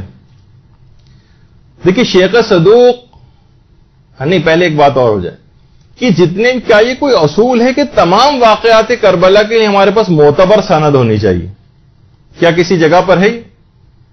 تمام علماء نے کہا نہیں، یہ کوئی اصول نہیں ہے. واقعات کربلا کے لیے بیان کرنے کے لیے معتبر سند کا ہونا ضروری نہیں. ہاں معتبر ذرائع سے مل جائے ایک الگ بات ہے، لیکن یہ کوئی اصول نہیں. شیخ صدوق کی کتنی ہی کتابیں ایسی ہیں جو پہلے موجود تھیں اس کے بعد غائب ہو گئیں. اچھا جس زمانے میں وہ کتابیں موجود تھیں علماء نے ان کتابوں کو کوٹ کیا ہے. جو فتوے دیے ہیں اس میں کہا کہ یہ فتویٰ ہم نے شیخ صدوق کی فلاں کتاب کے اندر جو حدیث پائی جاتی تھی اس کے مطابق یہ فتویٰ دیا، لیکن وہ کتابیں اب نہیں ہیں، وہ کتابیں موجود نہیں. تو لیکن پرانے علماء نے کہا کہ ہم نے خود ان کی کتاب کے اندر دیکھا، لیکن وہ کتاب ہمارے سامنے نہیں. مثلا شیخ صدوق کی کتاب المرشد پرانے علماء نے کوٹ کیا، لیکن وہ کتاب ہمارے سامنے نہیں. شیخ صدوق کی کتاب النبوہ ہے، پہلے زمانے میں ہوتی تھی، اب وہ ہمارے پاس نہیں. شیخ صدوق کی کتاب ہے مدینۃ العلم، اس کے اندر ہماری جتنی بھی آپ نے دیکھا کہ 16,200 کے قریب تو صرف اصول کافی کی ہیں، اور چاروں معتبر کتابوں کو ملا لیا جائے تو اس میں جتنی احادیث ہیں ان سے بھی زیادہ احادیث کتاب مدینۃ العلم میں تھی. یہ کتاب پتہ نہیں کہاں غائب ہو گئی، کس ظالم بادشاہ نے غائب کروا دیا، آج تک اس کا پتہ نہیں چلا. پرانے علماء نے مدینۃ العلم کتاب کو کوٹ کیا ہے، اپنے فتووں کی بنیاد بنا ہے. یہی وجہ ہے کہ امام خمینی تک اس بات کے قائل تھے کہ متقدمین علماء سے لے کر شیخ طوسی تک کے زمانے کے شہرت فتویٰ بھی حجت رکھتی. یعنی ہمارے سامنے حدیث نہ بھی ہو، لیکن علماء نے اگر کوئی فتویٰ دیا ہے کسی حدیث کی بنا پر، تو ان کے ہمارے سامنے حدیث نہ بھی ہو تب بھی ہم ان کے فتوے پر اعتبار کر کے اس کے مطابق فتویٰ دے سکتے. شہرت فتویٰ. تو پھر آپ کہیں کہ جناب اس کا کوئی، تو وجہ اس کی یہ کہ بہت ساری کتابیں پہلے موجود تھیں اب موجود نہیں. اب بات کا کوئی شخص تو یہ حجیت فتویٰ تو سوچئے، یعنی جو شہرت، جس فتوے کی شہرت رہی ہو شیخ طوسی کے زمانے تک، تو اس کے مطابق بھی علماء نے فتوے دی. اچھا کتنے ہی علماء ایسے ہیں جیسے ہمارے یہ ملا مہدی نراقی اور ملا احمد نراقی، رائٹ سائڈ پہ ملا احمد نراقی ہیں جن کی کتاب عروج السادہ کے نام سے اردو میں ترجمہ بھی ہو چکی، اور لیفٹ پہ جو یہ ملا مہدی نراقی، یہ تو بڑے صاحب معرفت تھے اور برزخی زندگی کو بھی اپنی آنکھوں سے دیکھتے تھے. ملا مہدی نراقی، ملا مہدی نراقی نے کتاب لکھی تھی محرق القلوب، غم ہائے جاسوس کے نام سے اس کا ترجمہ بھی ہوا. اس میں انہوں نے حضرت قاسم کے عقد کے متعلق لکھا ہے. کہا کہ کچھ علماء نے اس واقعے کو نقل کیا ہے اور کچھ علماء نے اس واقعے کو نقل نہیں کیا ان کی شادی کے، اور بعض متردد ہیں، مشکوک ہیں کہ پتہ نہیں واقعہ صحیح ہے یا نہیں، لیکن یہ واقعہ میں نے معتبر کتابوں میں دیکھا ہے. دیکھیے ابھی میں نے اس سے پہلے کہا کہ پرانے علماء کے کہ انہوں نے جو فتوے دیے ہیں، انہوں نے ان شیخ صدوق کی کتابوں کو دیکھ کر اس میں جو حدیث پڑھی خود انہوں نے معتبر کتاب کے اندر دیکھا اور فتویٰ دے دیا، تو ہم ان کی بات مان لیتے ہیں. ملا مہدی نراقی کہہ رہے ہیں کہ میں نے اس واقعے کو معتبر کتابوں کے اندر دیکھا ہے اور میں ان کے اوپر اعتبار کرتا ہوں، لہذا میرے نزدیک یہ واقعہ صحیح ہے اور میں اس کو نقل کرتا ہوں. باقاعدہ صفحہ نمبر 410 پر محرق القلوب میں ملا مہدی نراقی نے حضرت قاسم کے سخت کو پورا بیان کیا. یعنی جہاں اس کی کتنی بڑی تعداد ہے، میں نے جس سے پہلے کہا کہ زیادہ تر علماء اس کے قائل نہیں، مراجع بھی ان کے نزدیک ثابت نہیں، لیکن خود ملا مہدی نراقی کہہ رہے ہیں کہ ہمارے پاس، یعنی ہم لوگوں کے پاس حدیث اس لحاظ سے نہیں، لیکن وہ کہہ رہے ہیں کہ میں نے خود اس کو معتبر کتابوں کے اندر پایا ہے. اسی طریقے سے علامہ دربندی وہ یہ کہتے تھے کہ اگر کوئی بھی صاحب تحقیق ہو تو اس حق کے وقوع پذیر ہونے کے بارے میں قوی ظن پیدا ہونے کے متعلق اسے کوئی شک و شبہ نہیں ہونا چاہیے. تو سینکڑوں سال سے علماء کہہ رہے ہیں کہ لوگ ممبروں سے اس کو بیان کرتے آ رہے ہیں اور شعراء حضرات اس کو نقل کرتے آ رہے ہیں، تو اور سیرت نگار اور تاریخ دان اس کو جو ہے وہ مسلسل نقل کر رہے ہیں، تو اس میں کوئی حرج نہیں کہ اگر اس واقعے کو کبھی کوئی شخص اگر بیان کر دے۔ ایک مدینے سے مدینے تک جو آیت اللہ سید محمد جواد ذہنی تہرانی کی لکھی ہوئی کتاب ہے، اس کا اردو ترجمہ بھی ہو گیا ہے۔ اس کے اندر باقاعدہ یہ آیت اللہ ذہنی تہرانی جن کی کتاب ہے مدینے سے مدینے تک، اس کے اندر بھی پورا یہ واقعہ موجود ہے کہ کس طریقے سے جو کہ ابھی آپ کو تفصیل اس کی سنائی تھی، تو وہ پوری روایت اس کے اندر جو ہے وہ موجود ہے۔ اچھا، اسی طرح سے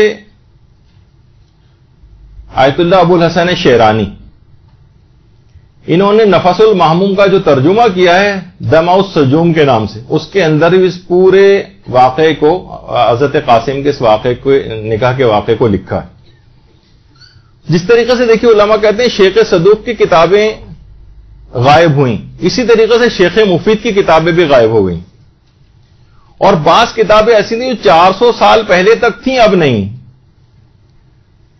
آغا ہاشم بہرانی جنہوں نے مدینۃ المعاجز کے نام سے کتاب لکھی ہے، اس کو بھی بہت سارے لوگ اس کے خلاف بھی باتیں کرتے رہتے ہیں کہ اس میں بہت سارے معجزے ایسے ہیں کہ جو ثابت نہیں ہیں۔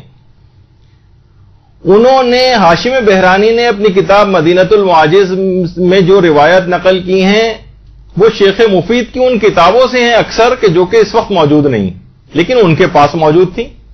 اب وہ کتابیں غائب ہو گئیں۔ آپ کو پتہ ہے کتنے کتب خانے جلائے گئے، شیعت کن کن ادوار سے گزری ہے، تو اس کے اندر بہت ساری کتابوں کا غائب ہونا بھی اس طرح کے اختلافات کا سبب بنا ہے۔ اچھا، پھر ایک اور بات آپ کی خدمت میں پیش کر دی جائے، 400 اصولوں پر مشتمل سمجھیں ایک لحاظ سے 400 کتابیں ائمہ کے اصحاب نے لکھی، جس میں خاص طور پر ہمارے چھٹے امام جعفر صادق علیہ الصلوۃ والسلام۔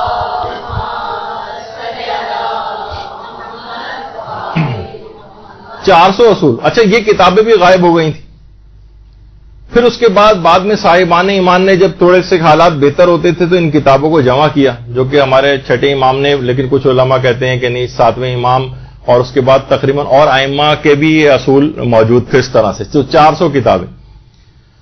اور خود ہمارے استاد محترم علامہ صادق حسن صاحب قبلہ نے ایک دفعہ آج سے تقریباً 25 سال پہلے ایک درس میں ہمیں یہ بات بتائی تھی کہ ان 400 کتابوں میں سے پہلے علماء نے 382 تک تقریباً کتابیں جمع کر لی تھیں، اور لیکن 18 کتابیں پھر بھی مسنگ تھیں، جو چھٹے امام کے دور سے سوچئے وہ کتابیں مسنگ ہو گئیں، یا 7ویں امام کے دور سے، اور اس کے بعد وہ اب کچھ عرصے پہلے آیت اللہ حسین بروجردی کے دور میں 18 کتابیں ملی۔ تو یہ چیزیں ایسی ہیں کہ بہت بڑا اس بات کا سبب بنا ہے کہ کتابوں کا غائب ہو جانا۔ تو اول تو علماء یہ کہتے ہیں کہ جیسے شیخ مفید کی کتابیں، شیخ مفید کی جو کتاب ارشاد ہے اس میں اکثر روایات کا سلسلے سند ہی نہیں، لیکن اس کو بھی علماء مرسل کی کیٹیگری میں ڈالتے ہیں، اور اگر روایات ضعیف بھی ہوں تب بھی واجب و حرام میں صرف ضعیف روایت نہیں چلتی، لیکن تاریخی واقعات کی جانچ میں ضعیف روایت بھی پیش کی جا سکتی ہے، اور ہاں عقائد میں نہیں چلے گی ضعیف روایت۔ فقہی مسائل کے اندر بھی مستحبات اور مکروہات کی دلیلوں میں کچھ علماء کہتے ہیں چلتی ہے، کچھ کہتے ہیں نہیں چلتی ہے، تو مرسل احادیث کو اکثر علماء کا ایک گروپ ہے جو کہتا ہے کہ مرسل احادیث کو بھی مانا جائے گا۔ تو واقعات کربلا میں ضعیف روایات کو بھی پڑھنے کی اجازت ہے۔ آج کل اس بات کا بہت زیادہ شہرہ ہو گیا کہ روایت متصل السند ہونی چاہیے، بالکل معتبر ہونی چاہیے۔ نہیں، واقعات کربلا میں اس قسم کا کوئی معیار ہی نہیں، ضعیف روایات کو بھی پڑھنے کی اجازت ہے۔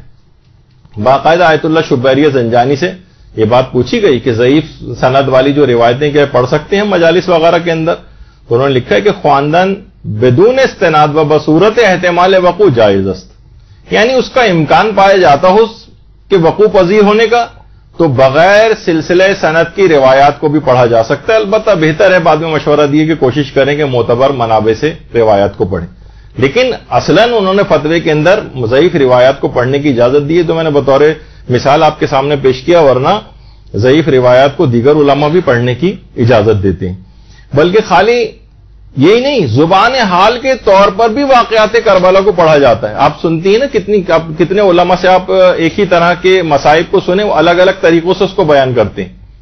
تو یہ نہیں کہ پورا روایت کے اندر جس طرح کے جو الفاظوں ویسے ہی پڑھا جائے، زبان حال کے طور پر بھی پڑھائی جاتی ہیں چیزیں. البتہ اس کی بھی کچھ شرطیں ہوتی ہیں کہ لوگوں کو پتہ چل جائے کہ آپ زبان حال کے طور پر اس چیز کو پڑھ رہے ہیں. مثلا جب 11 محرم کا قافلہ چل رہا ہے تو حضرت زینب کے سوار ہونے کی باری آئی تو انہوں نے فرات کی طرف دیکھا اور رخ کیا اور کہا کہ عباس کاش تم ہوتے تو سوار کراتے.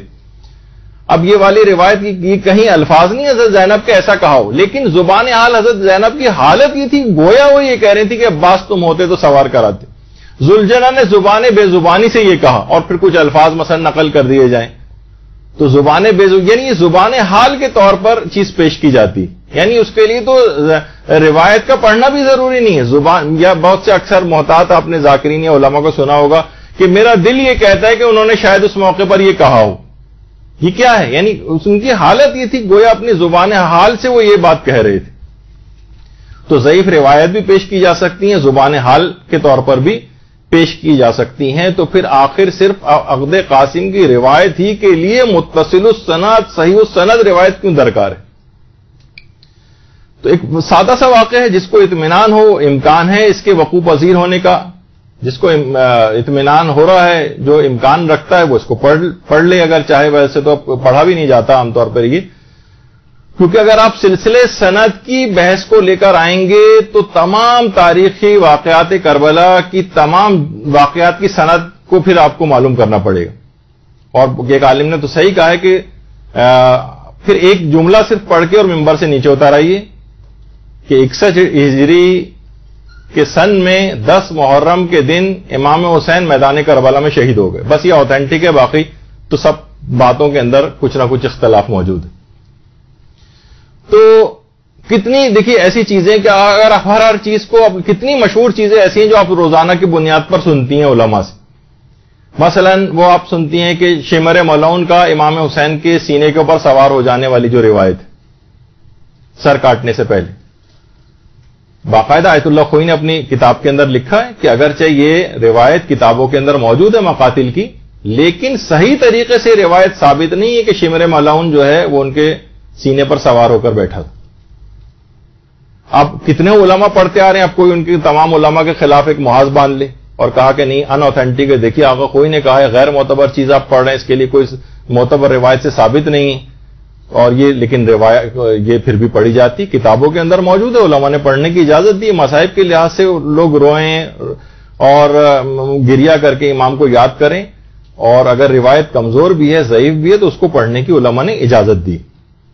اس وجہ سے تو کوئی شخص یہ مہم بنا لے اس کو اور اپنی زندگی کا مقصد قرار دے لے کہ نہیں میں ہر صورت میں غیر معتبر چیز جو کسی نے ایک دفعہ کہہ دی کسی عالم نے تو میں اس کو پیش ہی نہیں کرنے دوں گا، تو یہ فساد معاشرے کے اندر اس سے پیدا ہوگا.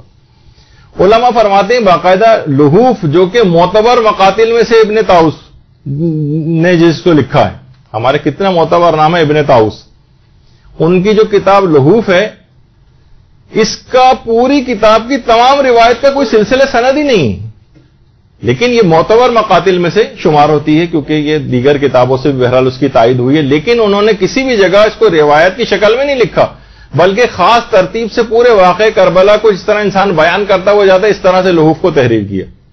تو وہ اعتراض ان کے اوپر بھی ہونا چاہیے پھر کہ انہوں نے تو اس میں بھی کوئی سلسلہ سند نہیں ہے، لحوف کی کتاب کا بھی کوئی سلسلہ سند نہیں، لیکن یہ معتبر مقاتل میں سے اور ان کو بالکل مردود قرار دیا ہوا ان کی کتاب کو. تو علماء کہتے ہیں پھر اس طرح کی یہ دو رنگی والی نہیں ہونی چاہیے. تو اور بڑے علماء کے لیول کے اوپر تو خیر یہ بات بھی نہیں ہے، یہ ذرا نچلی سطح کے اوپر بہت سے جذباتی افراد وہ اس قسم کی باتیں لے کر آتے ہیں. تو علماء یہ کہتے ہیں کہ ترجیح المراسیل علی المرسل بدون مرجع یہ بالکل قبیح ہوتا ہے. یعنی ایک مرسل روایت کو تو آپ ترجیح دے رہے ہیں دوسری مرسل روایت پہ، جبکہ کوئی اس کے لیے کوئی خاص دلیل بھی آپ کے پاس موجود نہ ہو. لیکن ذرا ٹپیکل بات ہو جائے گی، چھوڑیے اس کو. اچھا اب اس کے بعد ایک اور اعتراض ہے. اب یہ ذرا اب آپ لوگ جو سنتی ہیں نا، یہ تو تھوڑی سی اب تک خشک باتیں تھیں، اب تھوڑی سی اس طرح کی باتیں آئیں گی کہ ذرا آپ کو واضح ہوگا. آخر امام کی کس بیٹی سے حضرت قاسم کا عقد ہوا تھا؟ اگر آپ کہیں حضرت فاطمہ بنت الحسین جنہیں فاطمہ کبریٰ کہا جاتا ہے وہ تو بھابھی تھی ان کی. دیکھیے سب سے پہلے تو یہ اس میں بڑا اختلاف یہ آتا ہے کہ امام حسین علیہ السلام کی آخر بیٹیاں کتنی تھیں. یہ اختلاف ہے. بعض کہتے ہیں 2 تھیں, حضرت سکینہ اور حضرت فاطمہ بنت الحسین. اور شیخ مفید اور علامہ طبرسی کا یہ نظریہ ہے کہ 2 تھیں. بعض کہتے ہیں جیسے علامہ ابن شہر آشوب کے 3 تھیں. دیکھیے ایک تو کربلا میں البتہ علماء کہتے ہیں 2 ہی بیٹیاں تھیں, لیکن یہ بھی معاملہ اختلافی, ابھی آگے چل کر بات آئے گی. فاطمہ کبریٰ یا فاطمہ بنت الحسین وہ تو 100% ان کا عقد حسن مثنی سے ہوا تھا جو کہ امام حسن کے بیٹے تھے اور کربلا میں موجود تھے. ان سے تو ممکن نہیں ہے کہ حضرت قاسم کا عقد ہوا ہو کیونکہ وہ تو واقعی بھابھی تھی.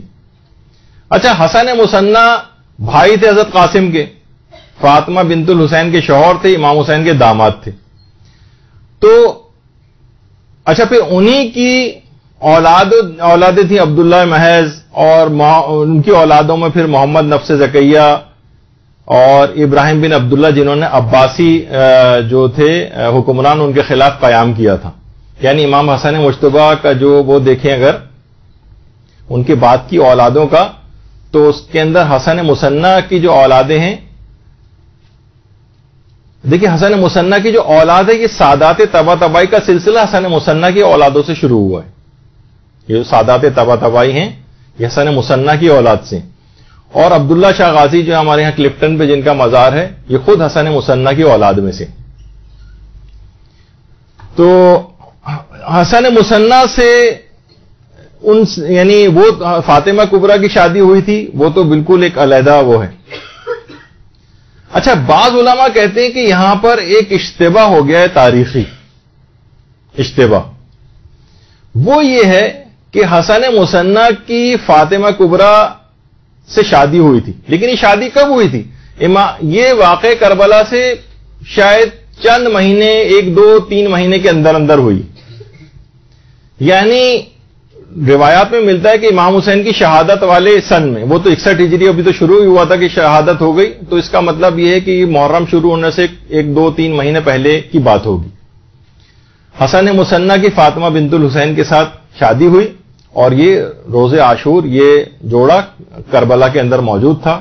ایک شادی شدہ جوڑا اور تھا وہاب کلبی کا, نیا شادی شدہ وہ قربانی کے لیے موجود ہوا, اور یہ دوسرا شادی شدہ جوڑا جو موجود تھا وہاں پر. علماء کہتے ہیں شادی اتنی قریب واقع ہوئی ہے واقع کربلا سے کہ بہت سارے افراد کو تاریخ میں اشتباہ ہو گیا, اور حسن مثنی کے بجائے قاسم کا نام نقل کر دیا گیا, جبکہ شادی ان کے بھائی سے ہوئی تھی. تو یہ کچھ علماء کہتے ہیں کہ اشتباہ شاید یہ ہے. اچھا دوسری بیٹی جو واقع کربلا میں ملتا ہے, زیادہ علماء کو رجحان ہے کہ 2 ہی بیٹیاں مثلا وہاں پر تھیں. دوسری بیٹی تھی حضرت سکینہ مثلا. کچھ علماء یہ کہتے ہیں وہ تو شادی کے قابل ہی نہیں تھی اور سن ازدواج کو نہیں پہنچی تھی. ابھی لیکن اس میں بھی اختلاف ہے, ابھی آگے چل کر آئے گا. تو آغا ابو الحسن شیرانی یہ فرماتے ہیں کہ امام کی 2 ہی بیٹیاں تھیں, فاطمہ بنت الحسین اور سکینہ. اور علامہ ابو الحسن شیرانی خود اس بات کے قائل ہیں کہ قاسم کی شادی امام کی ایک بیٹی سے ہوئی تھی. تو فاطمہ بنت الحسین تو حسن مثنی کی بیٹی ہو گئی, اب بچی حضرت سکینہ. تو وہ ان کے مطابق یہ ہے کہ ان کی حضرت سکینہ سے شادی ہوئی. اچھا لیکن ابھی تو اب پھر آپ کہیں گے کہ پھر وہ کون تھیں کہ جو کہ قید خانے میں شہادت ہو گئی ان کی؟ ابھی سنیے. اچھا ابو الحسن شیرانی کہتے ہیں کہ 2 ہی بیٹیاں تھیں. علامہ ابن شہر آشوب جن کی کتاب مناقب ہے, ہمارے بڑے علماء میں ان کا شمار ہوتا ہے, وہ فرماتے ہیں امام کی 3 بیٹیاں تھیں. علامہ اربلی یہ بھی ہمارے بڑے اوتھینٹک علماء میں شمار ہوتے ہیں, ان کی کتاب کشف الغمہ ہے, کشف الغمہ فی معرفت الائمہ, اس میں انہوں نے کہا ہے کہ امام کی 4 بیٹیاں تھیں. البتہ نام 3 بیٹیوں کے نقل کیے ہیں, سکینہ, فاطمہ بنت الحسین اور زینب نام کی ایک بیٹی, زینب بنت الحسین. تو 4 بیٹیاں تھیں. پھر ملا صالح مازندرانی, ملا مہدی مازندرانی جن کی کتاب معالی السبتین ہے, اس میں بھی انہوں نے امام حسین کی 4 بیٹیوں ہی کا تذکرہ کیا.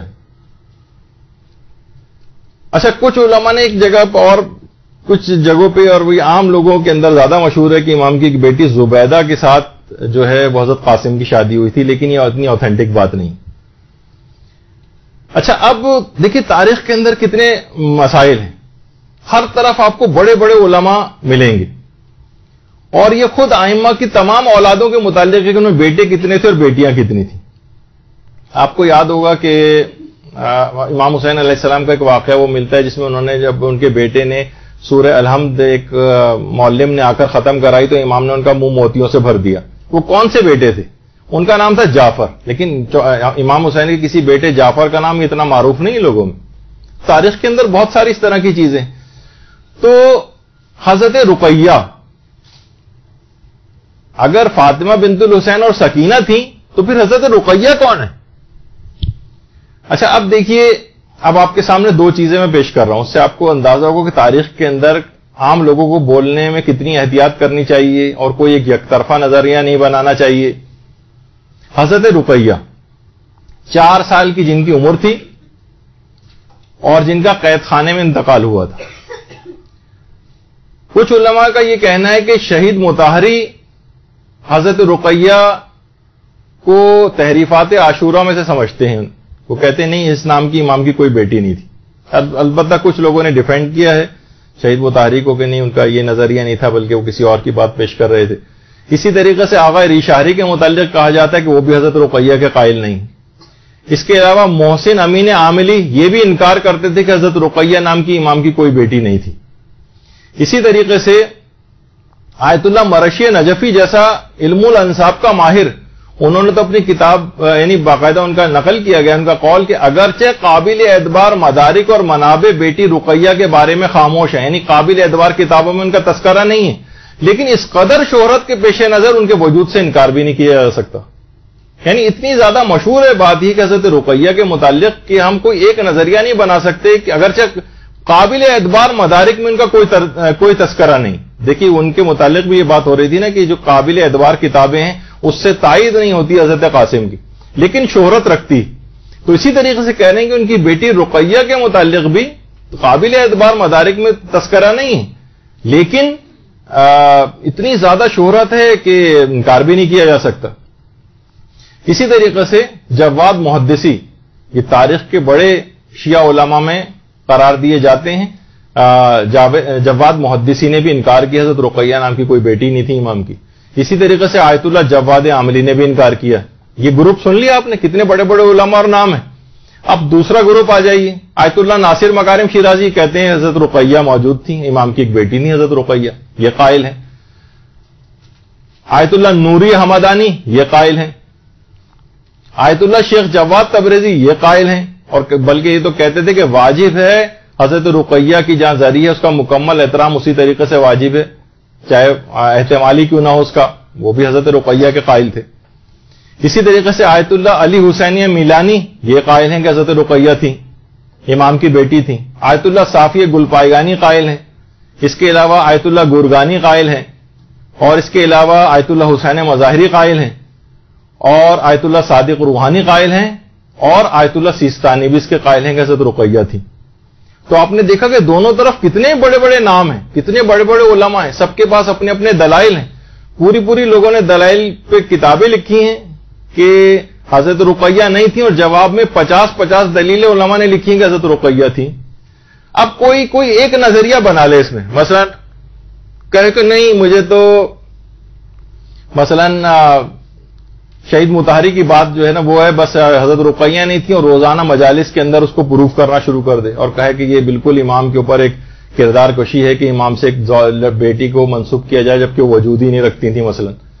تو یہ تمام چیزیں کیا ہوں گی کہ ایک فتنہ اور فساد معاشرے کے اندر پھیلے گا کہ دوسری طرف بھی علماء اس کے قائل رہیں۔ تو یہ طریقہ کار کسی بھی ذاکر اور ذاکرہ کو کہ اختلافی مسائل کے اندر وہ پڑے، یہ اس کے لیے مناسب نہیں۔ اچھا اب رہ گئی تھیں حضرت سکینہ، ان کے متعلق یہ بات کہی جاتی ہے کہ جناب وہ تو بہت اس وقت چھوٹی عمر کی تھیں، ان سے تو شادی ممکن ہی نہیں ہے۔ تو عبد الرزاق المکرم جن کی کتابیں معتبر مقاتل کے اندر سے شمار کی جاتی، جن کے مقتل معتبر اور دیگر کتابیں بھی ان کی، انہوں نے کہا ہے کہ حضرت سکینہ کی عمر 13 سال تھی اور قابل ازدواج تھی۔ خیر عبد الرزاق المکرم خود اس عقد کے قائل نہیں تھے، لیکن انہوں نے عمر لکھی ہے حضرت سکینہ کی، وہ 13 سال ہے، اور کہا کہ شادی کے قابل تھی۔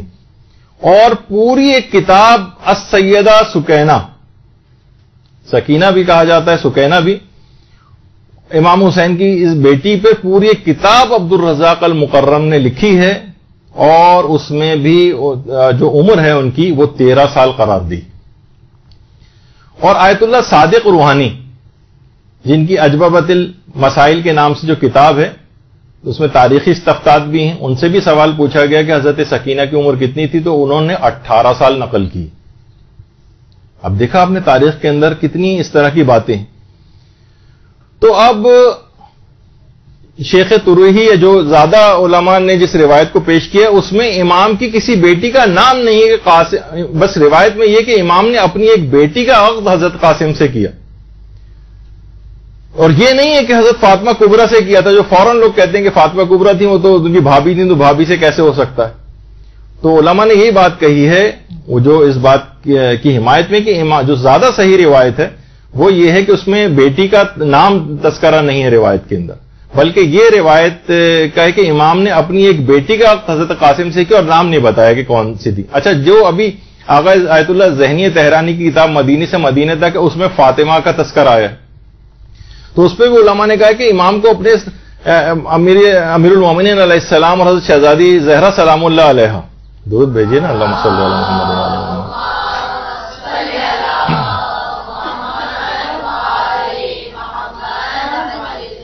اتنے زیادہ عزیز نام تھے، اپنے سارے بیٹوں کے نام علی رکھے تھے، علی اکبر، علی اوسط، علی اصغر، یہ سب بعد میں ان کو ڈفرینشیٹ کرنے کے لیے ان کو اس طرح سے کہا جانے لگا۔ فاطمہ صغریٰ اور کبریٰ اور وسطیٰ وغیرہ اس طرح کے جو نام ہیں، کیونکہ ساری بیٹیوں کے نام فاطمہ رکھے تھے۔ تو امام کی کتنی بیٹیاں تھیں یہ خود ایک اختلافی بات ہے، آپ نے سنا 2 تھیں، 3 تھیں، 4 تھیں، علامہ اربنی نے لکھا جیسے کہ کچھ علماء اس کے بھی قائل ہیں کہ 5 تھیں اور کچھ 7 تک بھی لے کر جاتے ہیں۔ اور امام نے کیونکہ سبھی کے نام فاطمہ رکھے تھے، تو اب روایت میں جو فاطمہ ہے تو کون سی والی فاطمہ؟ ہو سکتا ہے کہ حسن مصنع والی فاطمہ نہ ہو، بلکہ کوئی اور بیٹی فاطمہ ہو امام کی، جن کا روایت کے اندر تذکرہ نہیں آیا ہے۔ تو اس احتمال کو مکمل طور پر رد نہیں کیا جا سکتا کہ فاطمہ نام ہی کی کسی بیٹی کے ساتھ عقد ہوا تھا، لیکن یقیناً وہ حضرت حسن مصنع کی زوجہ نہیں ہو سکتی، وہ تو بھابھی تھی ان کی، ان سے کیسے عقد ہو سکتا تھا؟ تو کوئی اور فاطمہ نام کی کوئی بیٹی امام کے ساتھ۔ اب کچھ علماء نے یہ بھی کہا کہ امام کی جو 2 بیٹیاں تھیں اس میں جو سکینہ اور رقیہ بھی گویا ایک لحاظ سے، کیونکہ امام کو بہت زیادہ ان سے محبت تھی، ان کے دل کا سکون تھی، تو وہاں پہ سکینہ کہا جاتا تھا۔ اور اس کے بعد جب وہ زندان شام میں آئیں اور ہر وقت روتی رہتی تھیں تو رونے والی کو رقیہ کہا جاتا ہے، تو وہاں پر کہاں ہے بھائی وہ رونے والی، تلاش کرو اس کو، تو وہ رقیہ کہہ کے پکارا جانے لگا، ورنہ سکینہ اور رقیہ ایک ہی چیز شخصیت کے نام ہے۔ اب بڑا تاریخ کے اندر اس طرح کی چیزیں ایسی ہیں کہ جیسے کہ ابھی میں نے آپ کو کہا کہ علامہ اربلی نے کشف الغمہ میں 4 بیٹیاں نقل کی ہیں، اور مؤلف سبتین کے اندر بھی جو ہے وہ 4 بیٹیوں کا تذکرہ ہے، تو اس امکان کے پیش نظر علماء نے اس کو جائز قرار دیا ہے اس کو پڑھنے کے لیے۔ اور اہل سنت علماء میں بھی محمد ابن طلحہ شافعی نے ان کی کتاب مطالب الصول ہے، اس میں بھی 4 بیٹیوں کا تذکرہ کیا ہے۔ اچھا، ایک اور بیٹی بھی ہیں زینب بنت الحسین، ان کا بھی بڑے بڑے ابن شہر عاشوب، محسن امین عاملی نے تذکرہ کیا ہے، اس کا مطلب ہے کہ وہ بھی الگ سے کوئی بیٹی تھی۔ اور ایک اور بیٹی کا تذکرہ بھی تاریخ میں ہے، خولہ بنت الحسین، ان کا بعلبک جو لبنان کے اندر ایک علاقہ ہے، وہاں پہ باقاعدہ ان کا جو روضہ بھی ہے، وہ امام حسین کی بیٹی کے لحاظ سے کچھ نے اس کو بھی نقل کیا ہے، اور باقاعدہ رہبر معظم نے اس روضے کو بعلبک میں بنوایا بھی ہے لبنان کے اندر، اور بڑا پرشکو ان کا وہ ہے، اور حزب اللہ وغیرہ کی جو دعا افتتاح جو پڑھتے ہیں وہ اسی ان کے روضے میں جا کر پڑھتے ہیں۔ تو بہت ساری اس طرح کی چیزیں جو چلیں اتنی اوتھینٹک نہیں ہیں، زیادہ قابل اعتبار قرار نہیں دیا جا سکتا، لیکن خولہ نام کی بھی ایک بیٹی تھی۔ تو بہت ساری اس طرح کی باتیں تاریخ کے اندر ہیں۔ اچھا، کچھ یہ بھی کہتے ہیں کہ حضرت قاسم عمر کے اعتبار سے بالغ نہیں تھے، تو کیسے ممکن ہے کہ ان کی شادی کی بات جو ہے وہ ہوئی ہو؟ تو دیکھیے، سب سے پہلے تو حضرت قاسم کی عمر کے متعلق اختلاف ہے، اور خود امام حسن کی شہادت کی جو سن ہے اس میں بھی اختلاف ہے. مثلا شیخ طوسی نے 49 ہجری لکھا ہے, ابن قتیبہ نے 51 ہجری لکھا ہے, اور ابو الفرج اصفہانی انہوں نے 50 ہجری لکھا ہے, اور کچھ علماء نے 47 ہجری بھی. بہرحال حضرت قاسم کی عمر جو ہے کچھ روایات میں تو یہ ہے کہ 4 سال کے تھے, لیکن وہ آپ کیسے اس کو وہ کر سکتے ہیں کہ 4 سال کا بچہ جو جا کے اور وہاں جا کے میدان جنگ میں مقابلہ کر رہا ہو, تو وہ تو اتنی قابل اعتنا نہیں ہے. لیکن 11 سال 13 سال اور 14 سال بھی روایات کے اندر آئی. اچھا, لیکن یہ بلوغ کے اعتبار سے بلوغ کی جو عمر ہے, عمر کے اعتبار سے دیکھیے, عمر جب 15 سال کوئی بھی لڑکا اپنی عمر کو مکمل کر لیتا ہے تو عمر کے اعتبار سے بالغ ہو جاتا ہے. لیکن بہت ساری دیگر علامات بلوغ سے ممکن ہے وہ ان علامات بلوغ کی وجہ سے وہ پہلے بالغ ہو جائے. آج بھی لڑکے 12 سال 13 سال کی عمر میں بالغ ہو جاتے ہیں. تو اس زمانے میں عربوں کے معاشرے کے اندر جبکہ ان کی جسمانی ساخت اس زمانے کی جو حالت ہوتی تھی کہ حضرت قاسم نے مثلا اتنے پہلوانوں کا مقابلہ کیا, روایت میں اتنے لوگوں کو واصل جہنم کیا, تو یہ اس زمانے کی فزیک ایسی ہوتی تھی کہ وہ عمر کے اعتبار سے نہیں بلکہ دیگر علامات بلوغ کے اعتبار سے جلدی بالغ ہو جاتے تھے. یعنی اس بات کا امکان موجود ہے. ایک تو عمر کی شرط ہوتی ہے اور عمر کی شرط سے بھی پہلے لڑکے جو ہے وہ بالغ ہو سکتے ہیں. اچھا, لڑکیاں جو ہیں جیسے کہ ملتا ہے کہ لڑکیاں 9 سال کی عمر میں بالغ ہو جاتی ہیں. اس زمانے میں دیکھیے ایسی کاٹھی ایسی فزیک ہوا کرتی تھی لڑکیوں کی کہ 9 سال کی عمر میں شادیاں ہو جاتی تھیں. حضرت زہرا سلام اللہ علیہ کی شادی کے متعلق آپ سنتی ہیں.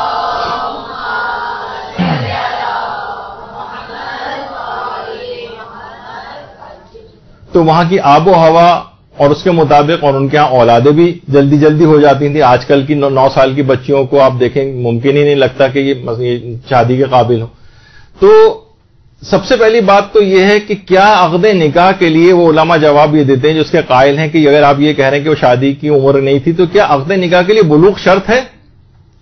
نابالغ کی بھی بہت ساری مصلحتوں کے تحت شادی ہو سکتی ہے. شادی میں ہمیشہ ازدواجی فائدہ جو ہے وہ مقصود نہیں ہوتا ہے.